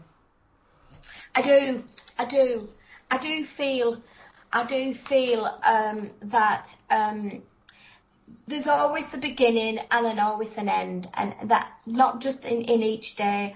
And I do feel that with the amount of people that are waking up now, I do feel that there will be positive changes. Now, how long and when, whether that'll be in my lifetime, my children's lifetime, I don't know, because Spirit have a habit of saying, oh, it's not long, but there's no time in Spirit, and what's not long for them might be years for us, because we've got a time factor, and we work by clocks and things, so therefore, when we think somebody's told us or something's not long, we expect it to be like next week, don't we, because there's no time factor in Spirit. Not long might be 5 years, it might be next week. So we've still got to live through hell then? Well, I believe this is hell. I don't believe that we go to hell. I believe that we're in it already. Exactly, and things. But they always say, I don't know how true it is, what what doesn't kill you makes you stronger. And I think that with a lot of people that I've met on the spiritual sort of lifestyle, I do feel that even though some of them might have had, different negative experiences through the journey in their life, I do think that the majority of them are very strong people, and they know a lot of them know where they're going and what they want, but not just for themselves, they want it for the family. And even by making little changes within yourself, it's making a difference, because, if you can make changes within yourself and make it better for you and make your health a bit better, you can help others. But if you can't do that, you can't help others, and you've got to love yourself before for others to love you. And I think that that's what's missing. A lot of people are led to believe that they're not worthy of being loved, and everybody is.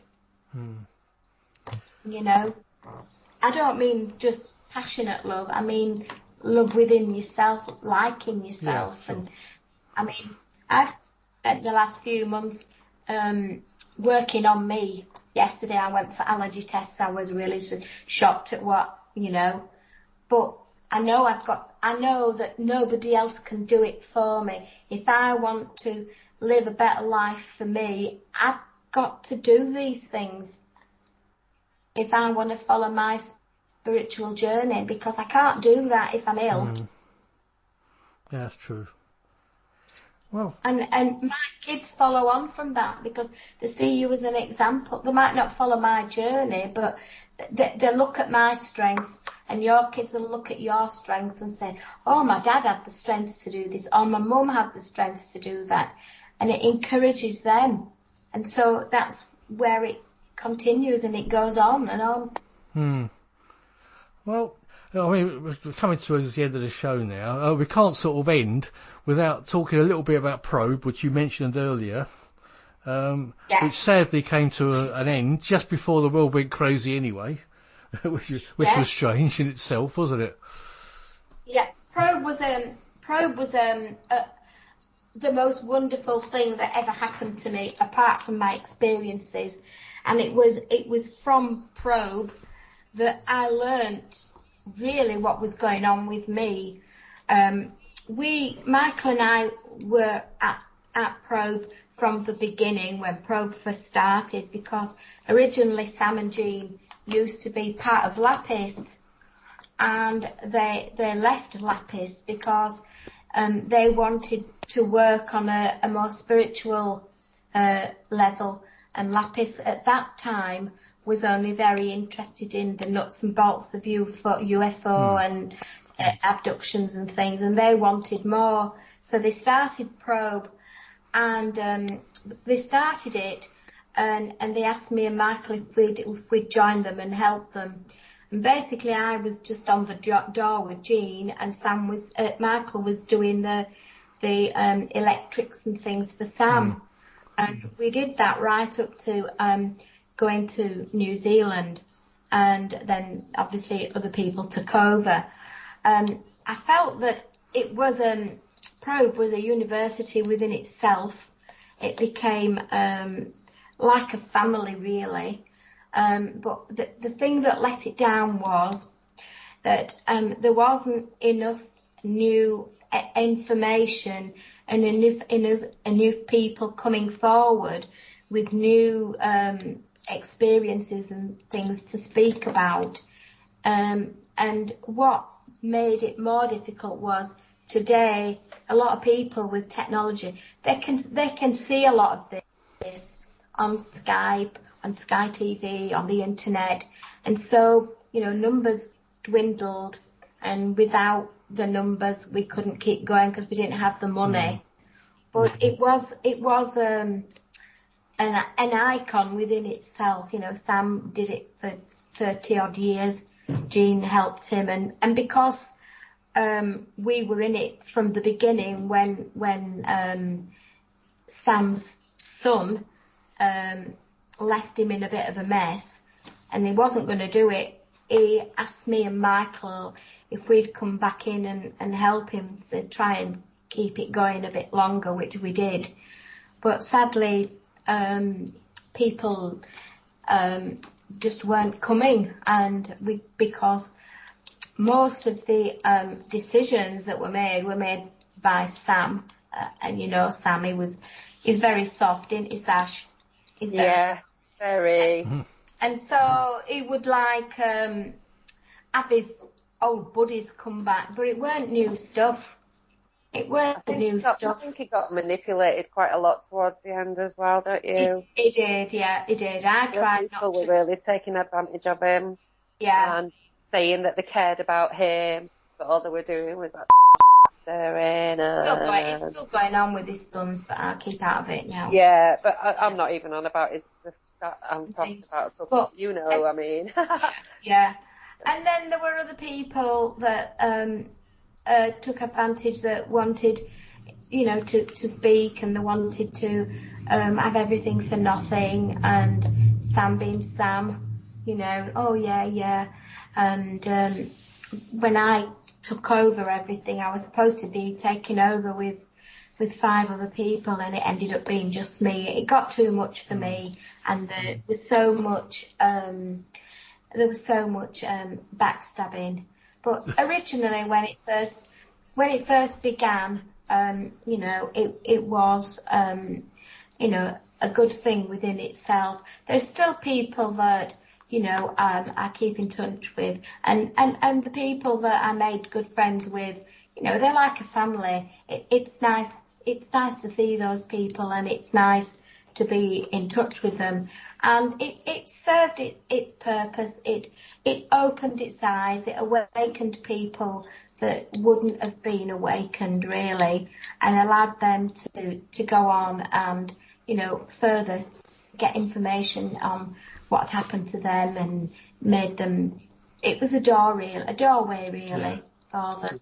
I had the most mental paranormal experience in that building that changed my life forever, and I wasn't the only person who witnessed it, because Vitaly saw it as well. And it was just incredible. That was the most insane day ever, because Jason was there. Some stuff was going on with Jean, Jason, this guy, and Sam, and then Jean somehow ended up like she'd been shoved in her stomach and had flown backwards. She went flying across, not right across the room, but she went flying a good 4 feet from a stud. What the hell happened to her, nobody knows. So, yeah, it was a crazy day. It was good while it lasted, and I mean, for something to last 34 years today, in this day and age, is good going. Yeah, I was just about to ask you how many years. It was 34 years, was it? Wow. Yeah, 34 years. Sam's 93, 94 now. He misses it. Yeah. And I'll be very honest. I don't miss all the bullshit that it came with it. I don't, and all the hassles. But I miss getting together with like-minded people. And there was some talk. We were having some talk not long ago about maybe having a reunion, and we did think about something in October. But I'm a bit wary of putting something like that on the probe site, because I don't want to attract too many, and I don't want to attract too many that I don't want to be there. You know what I mean? I just want to be able to ask the people, why don't we meet, have a drink, have a laugh, and go home. I don't want to start organising hotel. I don't want to. It's just a question of one day getting together, a few people having a laugh, going home, basically. Everybody sorts themselves out. And everybody sorts themselves out, and that. And we were thinking about it. What you could do is have a Facebook page, start the secret probe conference or something, and just invite people you want on it. Yeah, I suppose so. But it's not the same as some people haven't got Facebook. And, we met a couple. We met a couple of people that, Lynn and Terry and Mike, they're lovely people, been going forever to Probe, and we went up. We went to their house and we had a lovely evening, and we've been friends from when Probe started. And they'd like to get together and have a chat, and you know, they've got information that they've learned since Probe, and it's nice to share that information. It's not just about, you know, and be together and share, because you're in that energy then, you know, and I think that what made Probe. Sam never wanted it to be a big, you know, commercial thing, and that was always the argument with other people. He wanted to keep it in Jean's memory, how we'd started it with Jean, because that's what he promised her when she was dying, that he'd keep it going, but he'd keep it going how they created it, you know. And because I'd been in it from the beginning, that's why he wanted me in, because he knew how it worked for Jean, because I worked with her. He didn't want it to be some big. I mean, he could have taken it that way if he'd have really wanted to, but Sam was just happy to see the people and get the speakers and have it. But apart from it, you know, people taking advantage and finances, it got too expensive. Some of these places that you have the conference and stuff, they got greedy. You know, it started off at £200, you know, 3 or 4 years ago, and now they're wanting nearly 1,000 for the same venue. Yeah. Wow. You know, we just weren't getting bums on seats to make that money really. But great adventures, I learned great knowledge from that.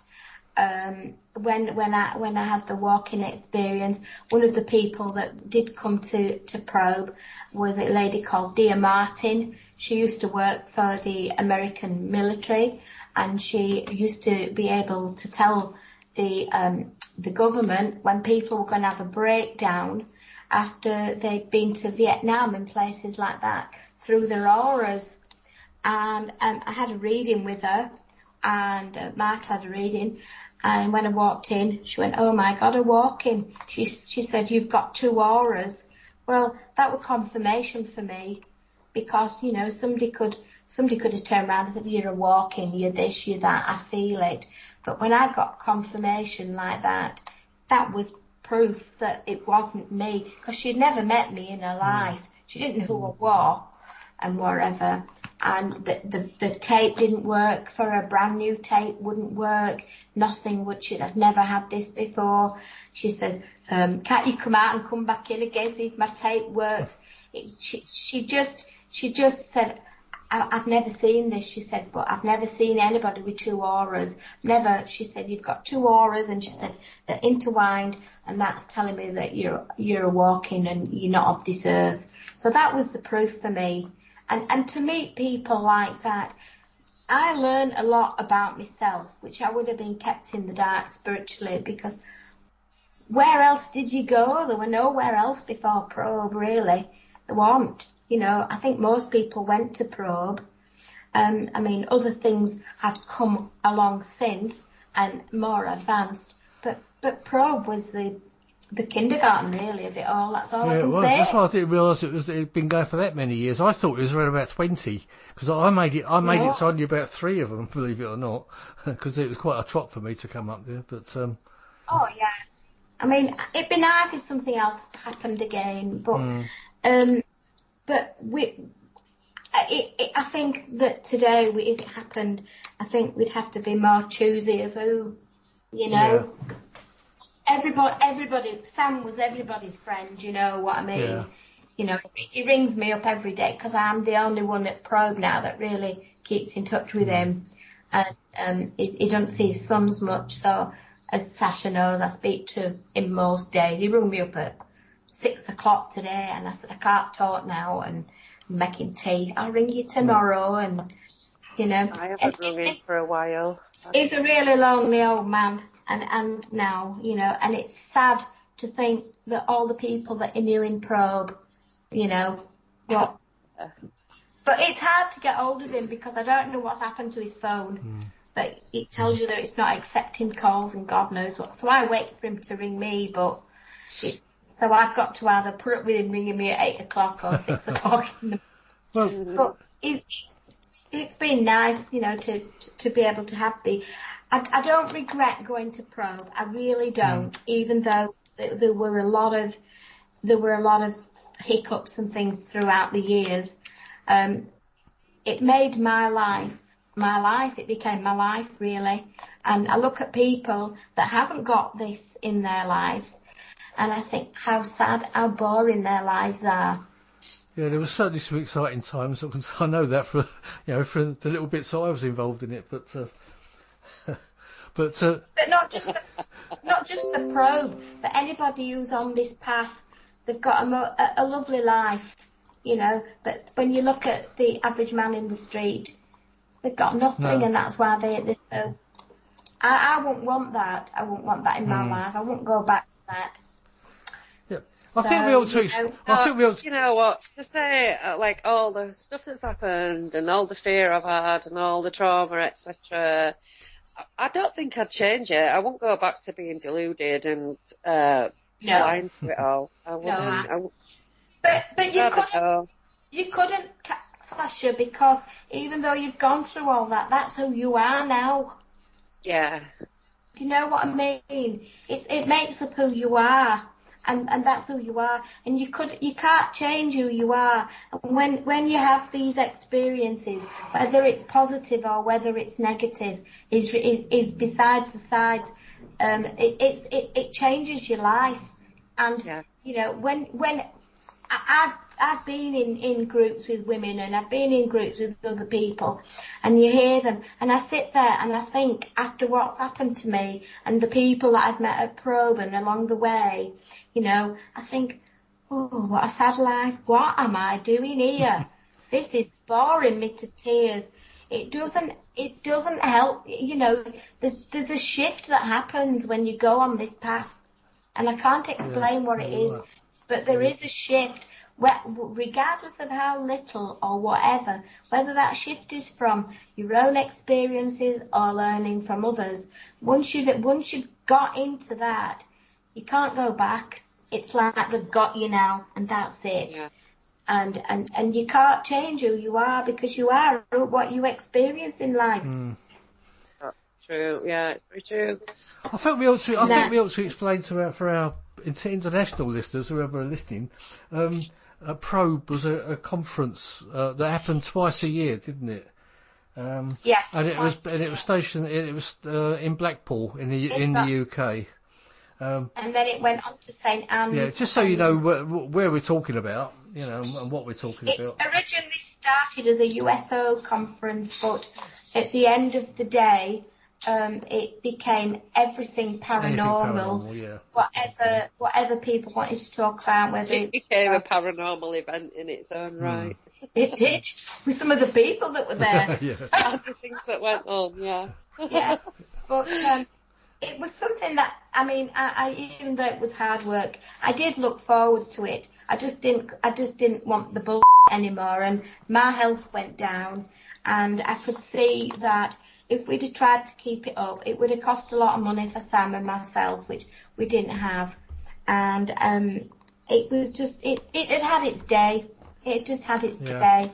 And it's just time to move on now. Yeah, so, it's like I said at the beginning, it's very strange that it would have come to a halt anyway with everything, because nobody could go anywhere. So it's kind of strange that it came to a natural halt, didn't it, before that? Well, it actually did me a favour, because at that time, and Sasha will tell you, I wanted to finish because it was such a strain, and there was a lot of other things going on in my private life at the time as well. And I couldn't, and when I suggested that I wanted to finish and nobody wanted to take it on, and Sam was very fussy about who we wanted to trust after what had happened in the past, I got abuse from everything and everywhere from all directions, but nobody wanted to take it on. And I kept thinking, I really need to finish this. I've got other things in my life I need to do now. And I couldn't find any excuse how to finish it. But then when they came and they said with the lockdown, I thought, there is a God, because it actually did me a favour. It was a blessing in disguise for me. Yeah. At that time, you know. But it couldn't have continued without everybody being out of pocket, and I didn't want that for Sam. So, you know, or myself. Sure. But I mean, I do feel that I wish there was something that I could do to continue it, to find, you know, like-minded people, not necessarily speakers, but, you know, to get together, because we live in an area in Burnley in Lancashire, if people don't know, and it's not very spiritual. It's very low economic area. People aren't interested in a lot of this stuff because, well, they're just worried about life in general. There's nobody for Michael and that, because Michael's a healer, and there's nobody here that we can connect with now anymore since PAUK finished, which is a bit sad, really. Are there no spiritualist churches around? They are. Well, you know, okay, I heard the groan in the background there.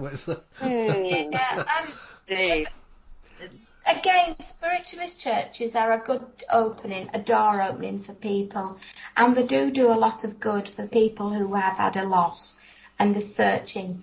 But I feel, and I don't mean this in an egotistical way, but I feel for people like myself and Michael and yourselves, I think it's beyond that now. I think we need to find something that takes us further. Yeah, I know what you mean. We know that. We know what happens in spiritualist churches. They do a good thing, but they don't do what we do. It's like an introduction course, isn't it? Yeah, and I've worked in spiritualist churches in the past, even local, and obviously my speciality is ETs and trance and things, and they don't like what I do because it's not within their rules and regulations. I mean, I remember going to Clitheroe Spiritualist Church and talking about a guide to somebody and said, I've got your guide. That's all I said. And I gave them this message. And at the end of the service, the guy came up to me and he was in tears. And he went, thank you. I've been waiting for that message for years. And I said, well, as long as it's given you some hope, I'm glad. And I went and had my cup of tea like you do in the church. And this woman from the SNU came up and she says, I don't think you'll be working in our churches again. And I said, why is that? She said, we don't work with guides. We don't believe in guides. It's only about life after death. Really? That's the same thing, though. Yeah. This is the problem with them. They're so strict. They've got so many rules. And in the end, all they can do is, like, pass on the odd message to somebody who's just lost someone. Or the times I've been, they're all sat around, and it's usually all old ladies who tell me they can't wait to go home, which is basically they're saying, I cannot wait to die. And then usually you've got a few characters who will always be upfront and, you know, not necessarily giving out messages, but here's a flower from spirit, It's just, to me, it's pointless, unless you're an old lady or somebody who's just lost someone. And I just said, well, if that's how you feel, I said, I don't want to come back. I said, I want to be able to give people. I said, to me, she says, but we don't talk about guides. We don't have guides in the spiritual church. And I said, but they are teachers. And I said, Jesus was a guide. He was one of the most, you know, spiritual teachers or guides you could ever have. So you don't believe in Jesus? No, she didn't answer me because there's no cross up in the spiritualist church or anything like that. And I said, if you don't believe it, if that's how you are, I said, I don't want to come back. I said, the important thing to me is to be able to give a message and somebody find comfort. And I said, that man, he came to me crying, thanked me. I said, to me, I'm not bothered about what you think. I know that what I did gave him comfort, and that's all that matters. Yeah. And if he'd waited for years, that was meant to happen. That was meant to happen, and I said, I'm not bothered about any committee. I'm not bothered about pleasing any committee. I'm more concerned about what I give is right and it gives comfort. That's all I'm bothered about. Yeah. And I've never been back. That's right. No, I don't go anymore either. you know, because of that reason. And it's sad, really, because originally when the spiritualist churches started, you know, they were a good thing, but like everything else, they've become very political. They've become like other churches. They've got rules. They've got, you know, when they first started, they were amazing. But, you know, today, people's got beyond that. Most people know that, you know, there is life after death, and even if they don't ever go to a church, there's enough of it on the cinemas, on the TV, or whatever, you know, to know that. That's right. Well, I tell you what, they all accepted me, but I knew that if I told them about my ET experiences, oh, you'd have been excommunicated. I would have been out of that door in a second. Out on your ear. So I couldn't be You'd have been the bonfire waiting for you, love. How on earth could I possibly ever grow in a situation where half of me would be rejected, and so I was hiding it. So I don't go. I'm just my own boss now. I do my own thing. That what was good about Probe. I did my own thing, and you know, I helped people and whatever. And I met all you lovely people. I wouldn't be on this radio program today if it weren't for Probe and meeting David and meeting you, Sacha, and things. So you know, there were some negatives, but there were a lot of positives. Most of the people that I met, you know, I've kept as good friends, you know, and I know that I can ring those people up any time, and they can ring me, you know, and we don't see each other every day or every week or even every month, but the bond is there, you know, with the right people. That's right. You know that one day we'll probably all run into each other again somewhere or other. You know, if it's not in this life, in the next life. Exactly. You know, and even if you just meet somebody again for 5 minutes, you've made the connection. Like on here, I haven't seen you for years, but I know you and things. But I've made this connection, you know, through here. Who's to say what this brings? Who's to say? Yeah, we've made that connection closer now, haven't we? So. Yeah, that's what spirit want, and I think that these things are brought to us. You know, I think that your life is planned to a degree that you're meant to meet different people and you're meant to do certain things.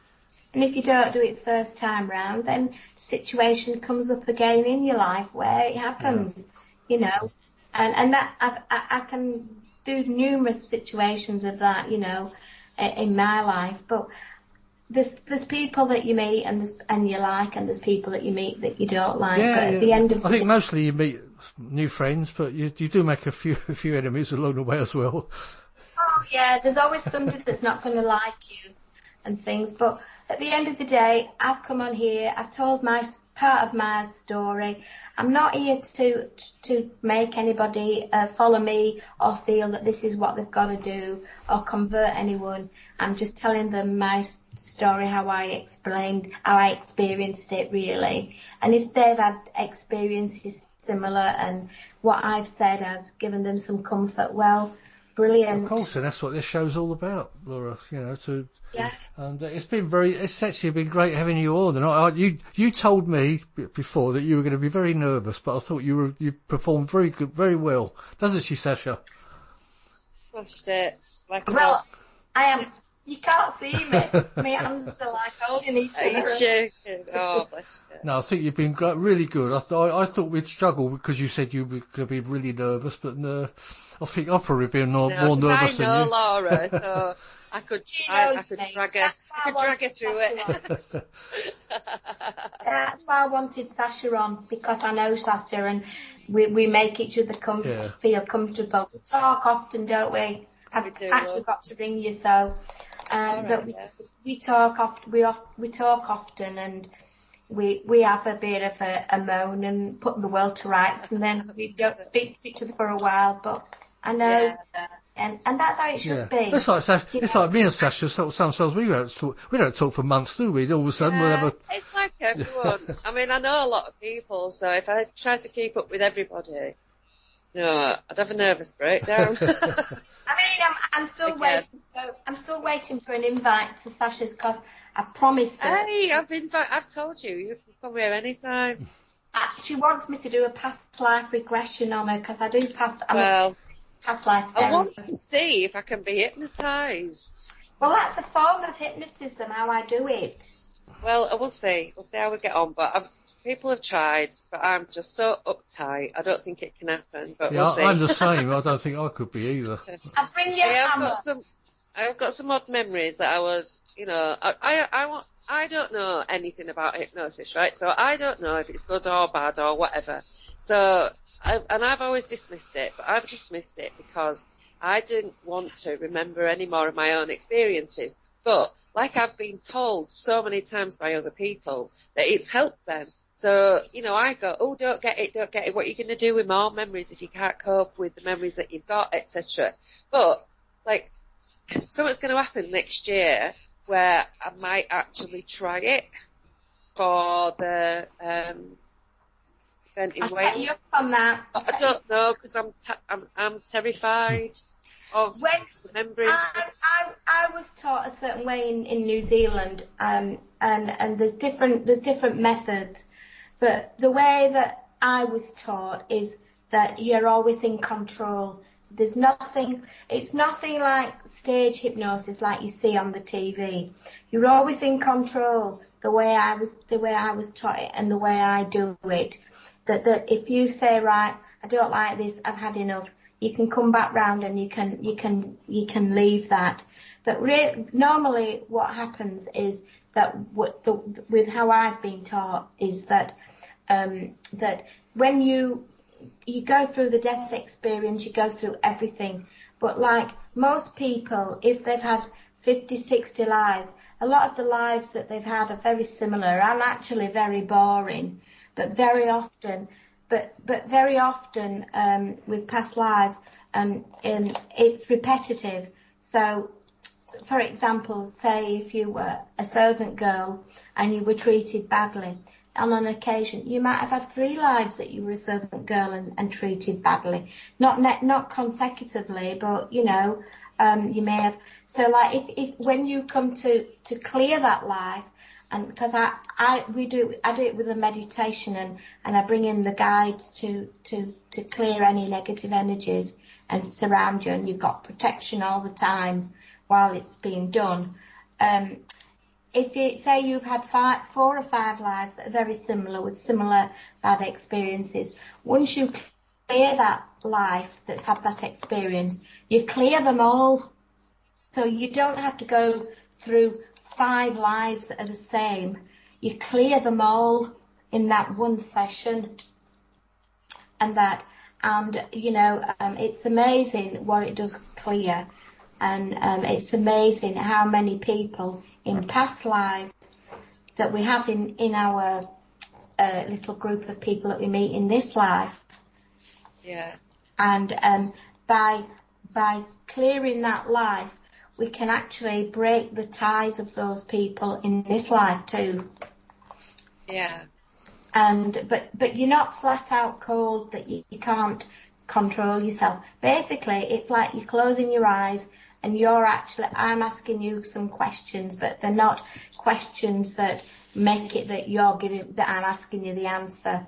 Basically, I'm asking you questions and you're just telling me as it is, like a story. And if you turn around and say to me, oh, I can't deal with this, well, I'll bring you back. That's it. It's all that you're. It's all that you're. I do have a friend who wants past life regression as well. Actually. There's different kinds, there's different types, but this is all done with love, really. I can't do Michael. When I was doing my training and I had to do, so many clients as part of my training, I tried him several times. I could have thrown a book at him. I didn't. He was the only one that I never got results from, and I think that's because he was too close to me, But he's stubborn anyway. It would have been, I'm going to prove her wrong, It would have been, But there's different kinds, and you've just got not to fear it, because with past life regression, you can also take people forward into the future. Well.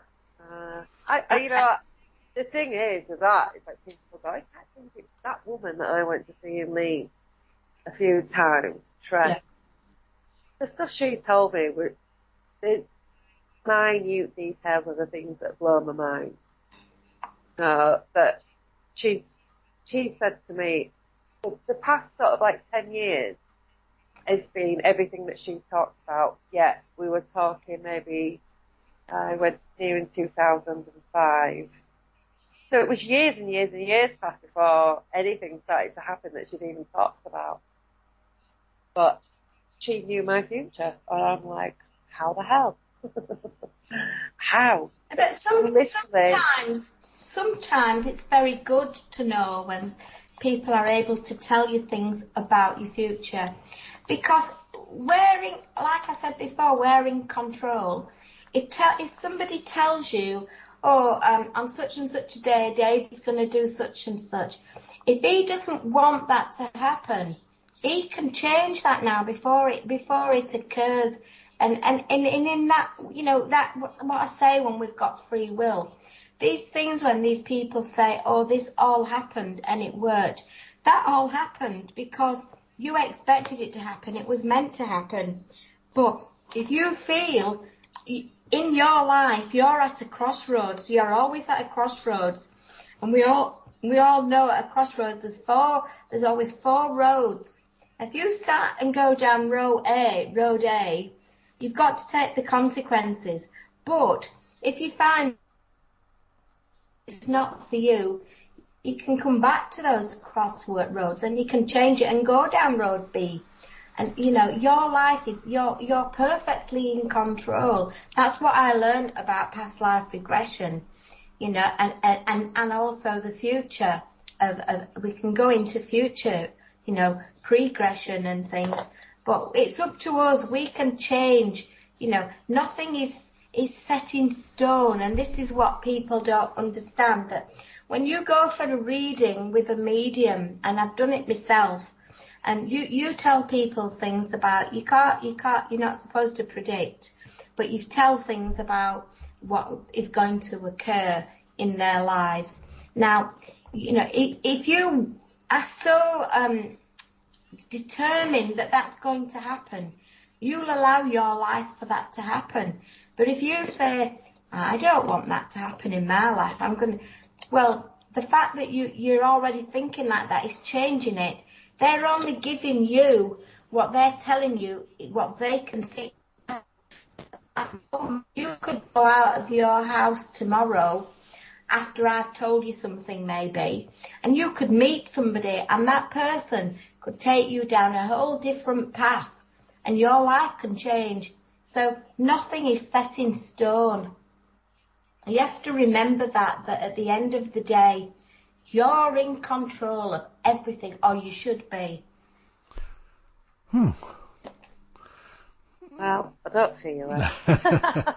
And if I was in control of it, then, mind you, saying that, I haven't had any ET stuff for a while. I've seen UFOs, but no, not really had anything. I don't weird stuff, but not ET stuff. In 2012, I did kick off royally.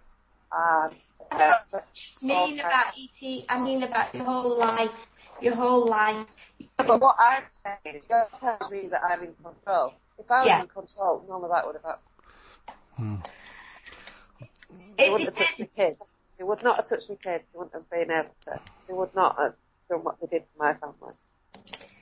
It depends on your mindset as well at the time, because if your mindset is in a stage where, I've been there too, that if you're not well and your mindset is in a dark place, you haven't got the energy to be in control. But that doesn't mean to say that you can't be. I tried to kill myself. I suffer from depression. I get very low and things, and I have to keep myself busy and that in order to lift myself up. And I'm a person, not all day or every day, but I like people around me. I like to have people around me. I like people and things, and it hasn't happened. So I do feel down at times. And like you, I've got a lot of ill health and things. And that doesn't make me feel that I'm in total control as I used to be. but I want to be that person again. I don't want anybody else, like a doctor or anyone, making decisions. You know, I don't want that anymore. I want to be the one that I'm in. So we can be, but again, your mindset plays a big part in everything that you do.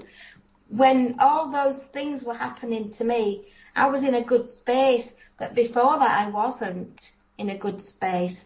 And I mean, you know, I'd had everything. I'd had 14 miscarriages, I'd you name it, I had it within a space of a few years. I had my father died, that was a big thing. And you know, we've just got to, well, not cope, but we've got to not allow it to take over as lives. And we do, because that's just being human. And we can, with the best will in the world, say we're not going to do this anymore, or I'm not going to be like that. And we can start off with the greatest intention, but further down the line, if something goes wrong, you know, in your life, whatever that could be something very little.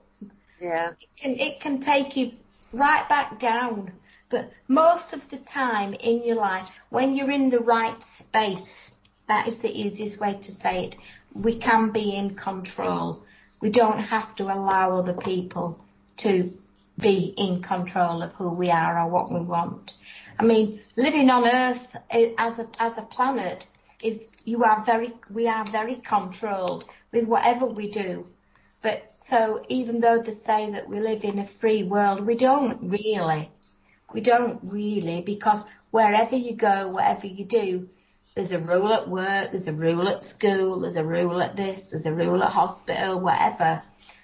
But we have to try and, you know, allow ourselves to be as free and allow ourselves to have our own opinion, and our kids as well, so that they're not brought up to be like robotic, you know, things, you know, and that. And it's from the sausage factory. Yeah, it's like attracts like at the end of the day. That's what we say. And when I first started, I used to do counselling for people who had been abducted, and that were no fault of their own, and that. But I found that 9 times out of 10, the people who'd been abducted every time they got abducted, they were just about in a negative space. So their vibrations were attracting. I'm not saying it was their fault. I'm not saying that at all. But I'm saying that because they were in a lower vibration, maybe because of previous abductions or whatever, they were attracting a lot of the negative energy, which was turning out to be another abduction. But once they, well, in my group, this is all I can say. I can't say that for everybody. I can only say that from my experiences with the people that came to me for counselling. Once they raised the vibration and they had the willpower and the mind that they didn't want it to happen, it actually stopped. Well, that's not what I've come across, but you know, I can only go by what I experienced with those people. I can't say that's for everyone, but it actually stopped. They actually stopped, and they used to say the greys and the grey vibration that go together. But 9 times out of 10, you know, there were only one person that it didn't work for, but he ended up that he was mental anyway, and I didn't know that at the time, because as you know, this subject attracts everything, you know. Yeah, I mean, that just seems to be a load of victim blaming to me. Like, oh, you're having all this bad experience because you're at a low vibration, it's your own fault. Raise your vibration. No, saying it with their own fault. Listen, I'm saying that because they were down. When you are down and you're depressed, it's on a lower energy or a lower vibration. No, but what I'm saying is that is weaponized within ufology. Ufology is entirely a dangerous thing. It savages, it doesn't create, it's destroyed. Yeah, and It that can be, yeah. that whole concept has been weaponized and literally levelled against us every single time we even dare mention that we've had a negative experience. It's your own fault. You should raise your vibration. You're at a lower vibration and you're attracting it. It's because you're such a negative person that you're having these experiences. That's literally what gets poured all over us all of the time, in all the groups, in all the discussions. Every single time, without fail, we get attacked. So I hate that whole thing there that you said. I hate it with a passion. I didn't know so anything. Weaponized. Yeah. I didn't know anything about ufology when that happened. That was just something that I did on my own back. Nobody told me. That's what I did to try. And whether it was luck or whatever, it worked. But I aren't saying that not all those people were negative people. They were just in a negative place at that time when it happened.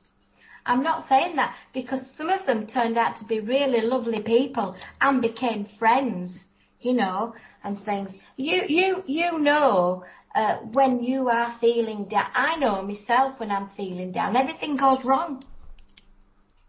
Everything goes wrong.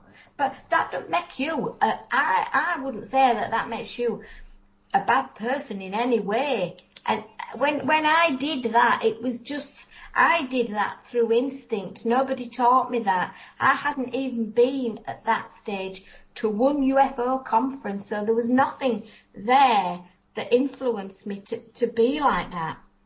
Yeah. I want to ask those people who weaponize that idea or that reality, whatever, what it was that my 3-year-old son had done to deserve it. You know what I mean?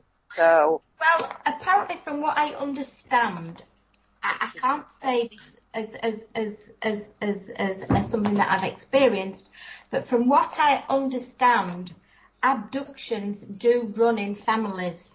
Yes, they do. And it's to do with the genetics of that family. I wonder what that is, though. I wonder what's the interest in my family. The genetics of the human, because a lot of the ETs that are doing this, they were negative humans, beings anyway. They're not on a high vibration.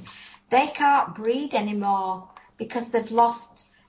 They're interbreeding so much, as you know, when you interbreed so much, whether it's a dog or wherever, eventually you have faults and you have genetic, things go wrong. So that's where, as far as I understand, from what I have been learning through my guides, this is why a lot of abductions are taking place. It's to try and bring the genetics back up. But the government are allowing this to happen, and they shouldn't be. They shouldn't be, because... Pardon? I don't think they've got a choice. How is our pathetic government that couldn't organise a piss-up in a fully stocked bar going to... I don't believe this one is, but I believe in the past, I believe. But it was... And of course, it's not just the negativity of you that creates this. It's the negativity of where you are, because even countries have karma. So if that country is in a dark space, everybody in that country is going to suffer. Yeah. Well, it's not necessarily... Get back to energy forms and thought forms and things that live in the ether. So, that's it. I mean, countries have bad karma. If you look at England, good luck America.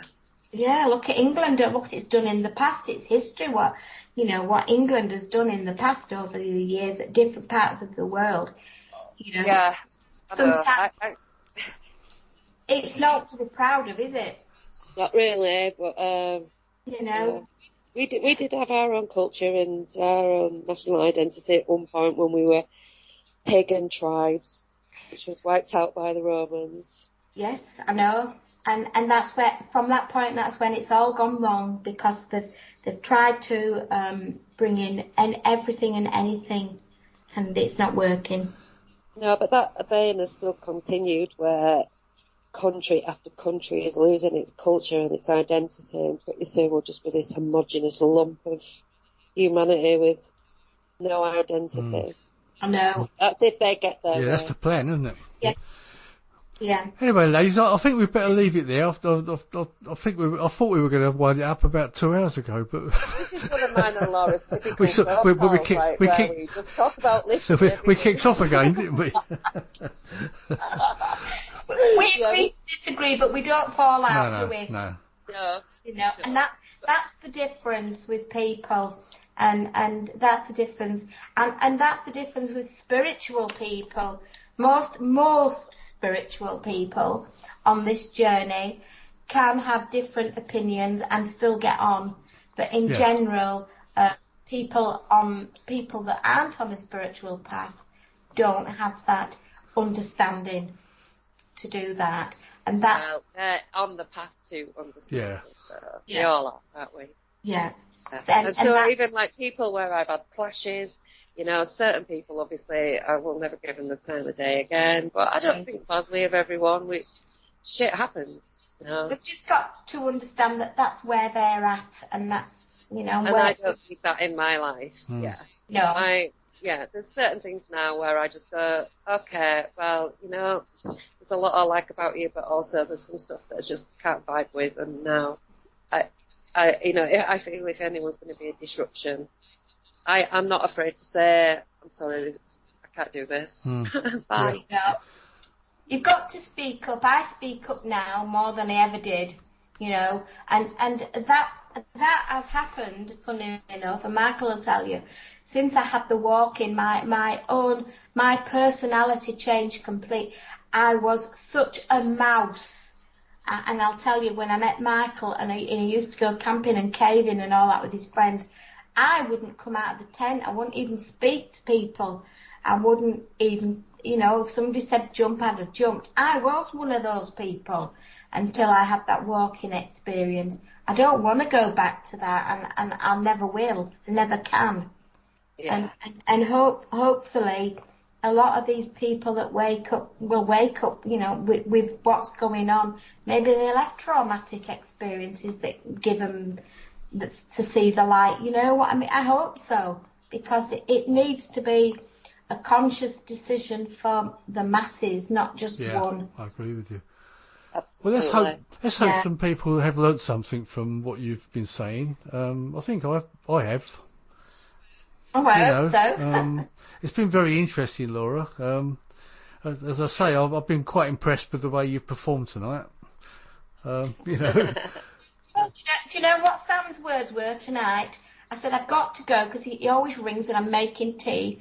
I said, I've got to go. I said, I'm making tea, and I'm coming on your radio show. And he said, oh, well, you'll do all right. You're good at talking. Well, he was right. He's ringing me tomorrow, but, you know, he says to give everybody his love. Oh, I'll give him my love. Yeah. I hope he gets to listen to the show anyway.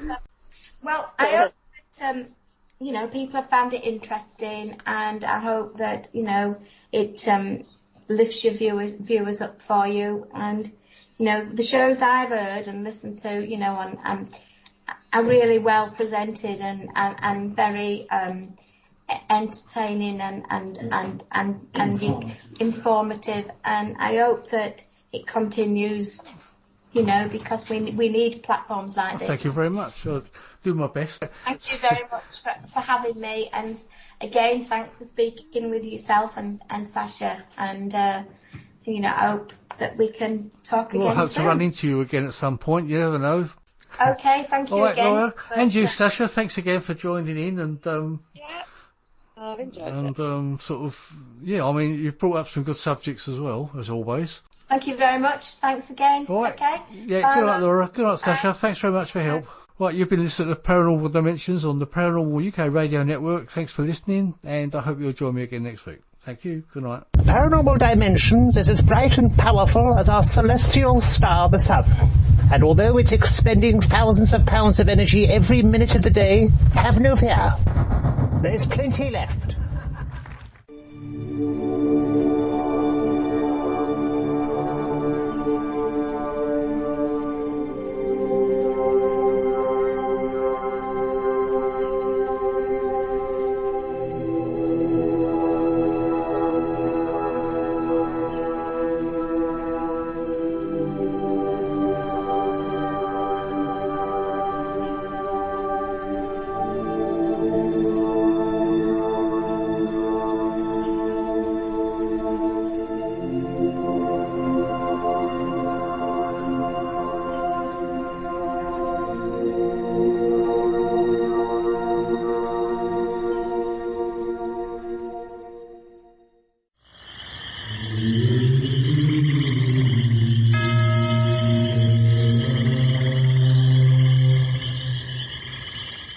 Paranormal Dimensions is a regular feature on Mondays on the Paranormal UK radio network.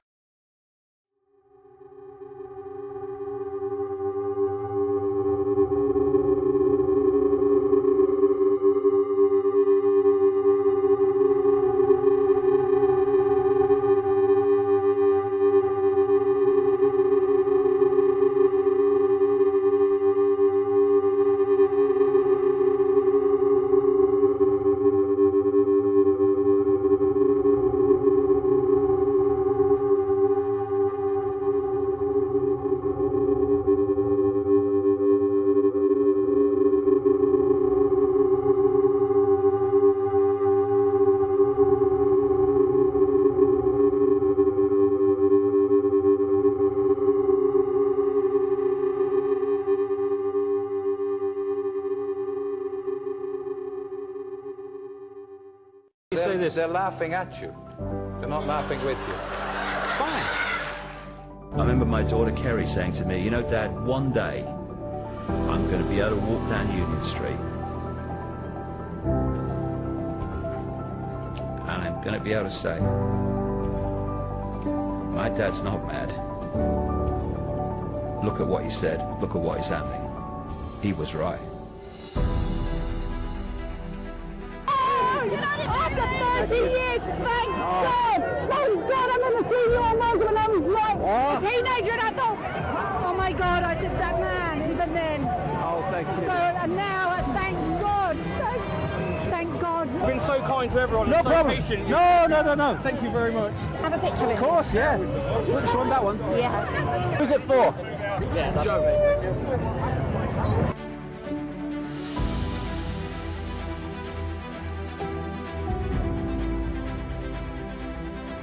Hey.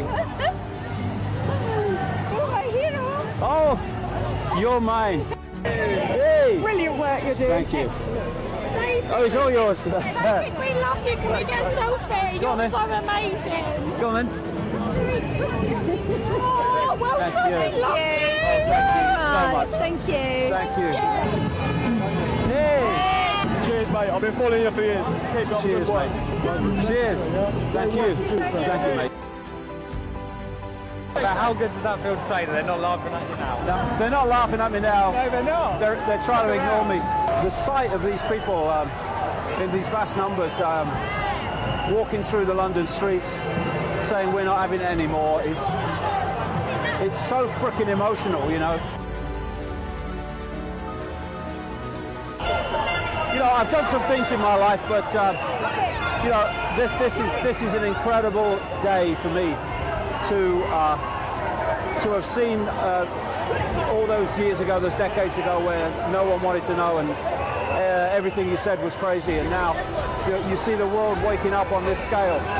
So you know, the whole COVID era has been a fascistic nightmare, but it has woken people up to the fact that there are forces running human society that are not the people they see, and we have an opportunity now to turn that, seeing that, into ceasing to cooperate with it. And the kind of numbers we're starting to see cease to cooperate with the diktats of authority and fascism, then the numbers alone mean it cannot prevail. So this is a fantastic, pivotal day. And a day that gives you enormous encouragement for where we go from here. Hey! Hey! How are you, man? Hi! Can I get a picture of you? Yeah, of course. I love this. Thank you.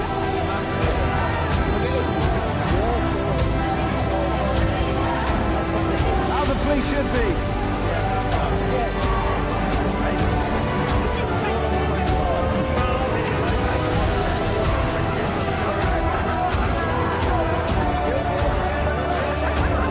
Excellent. Big fan, my friend. Thank you, mate.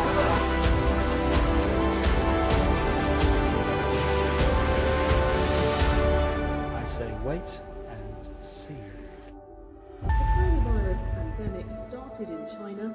Oxygen, medical supplies, and hospital staff have one of the 5 vaccines and research. Stage 1, you create a problem. It could be a manufactured virus. You want a reaction, and you want them to either say, do something, or you want them to accept what the authorities suggest must be done. So one of the agendas is to massively cull the population. They want to reduce the numbers.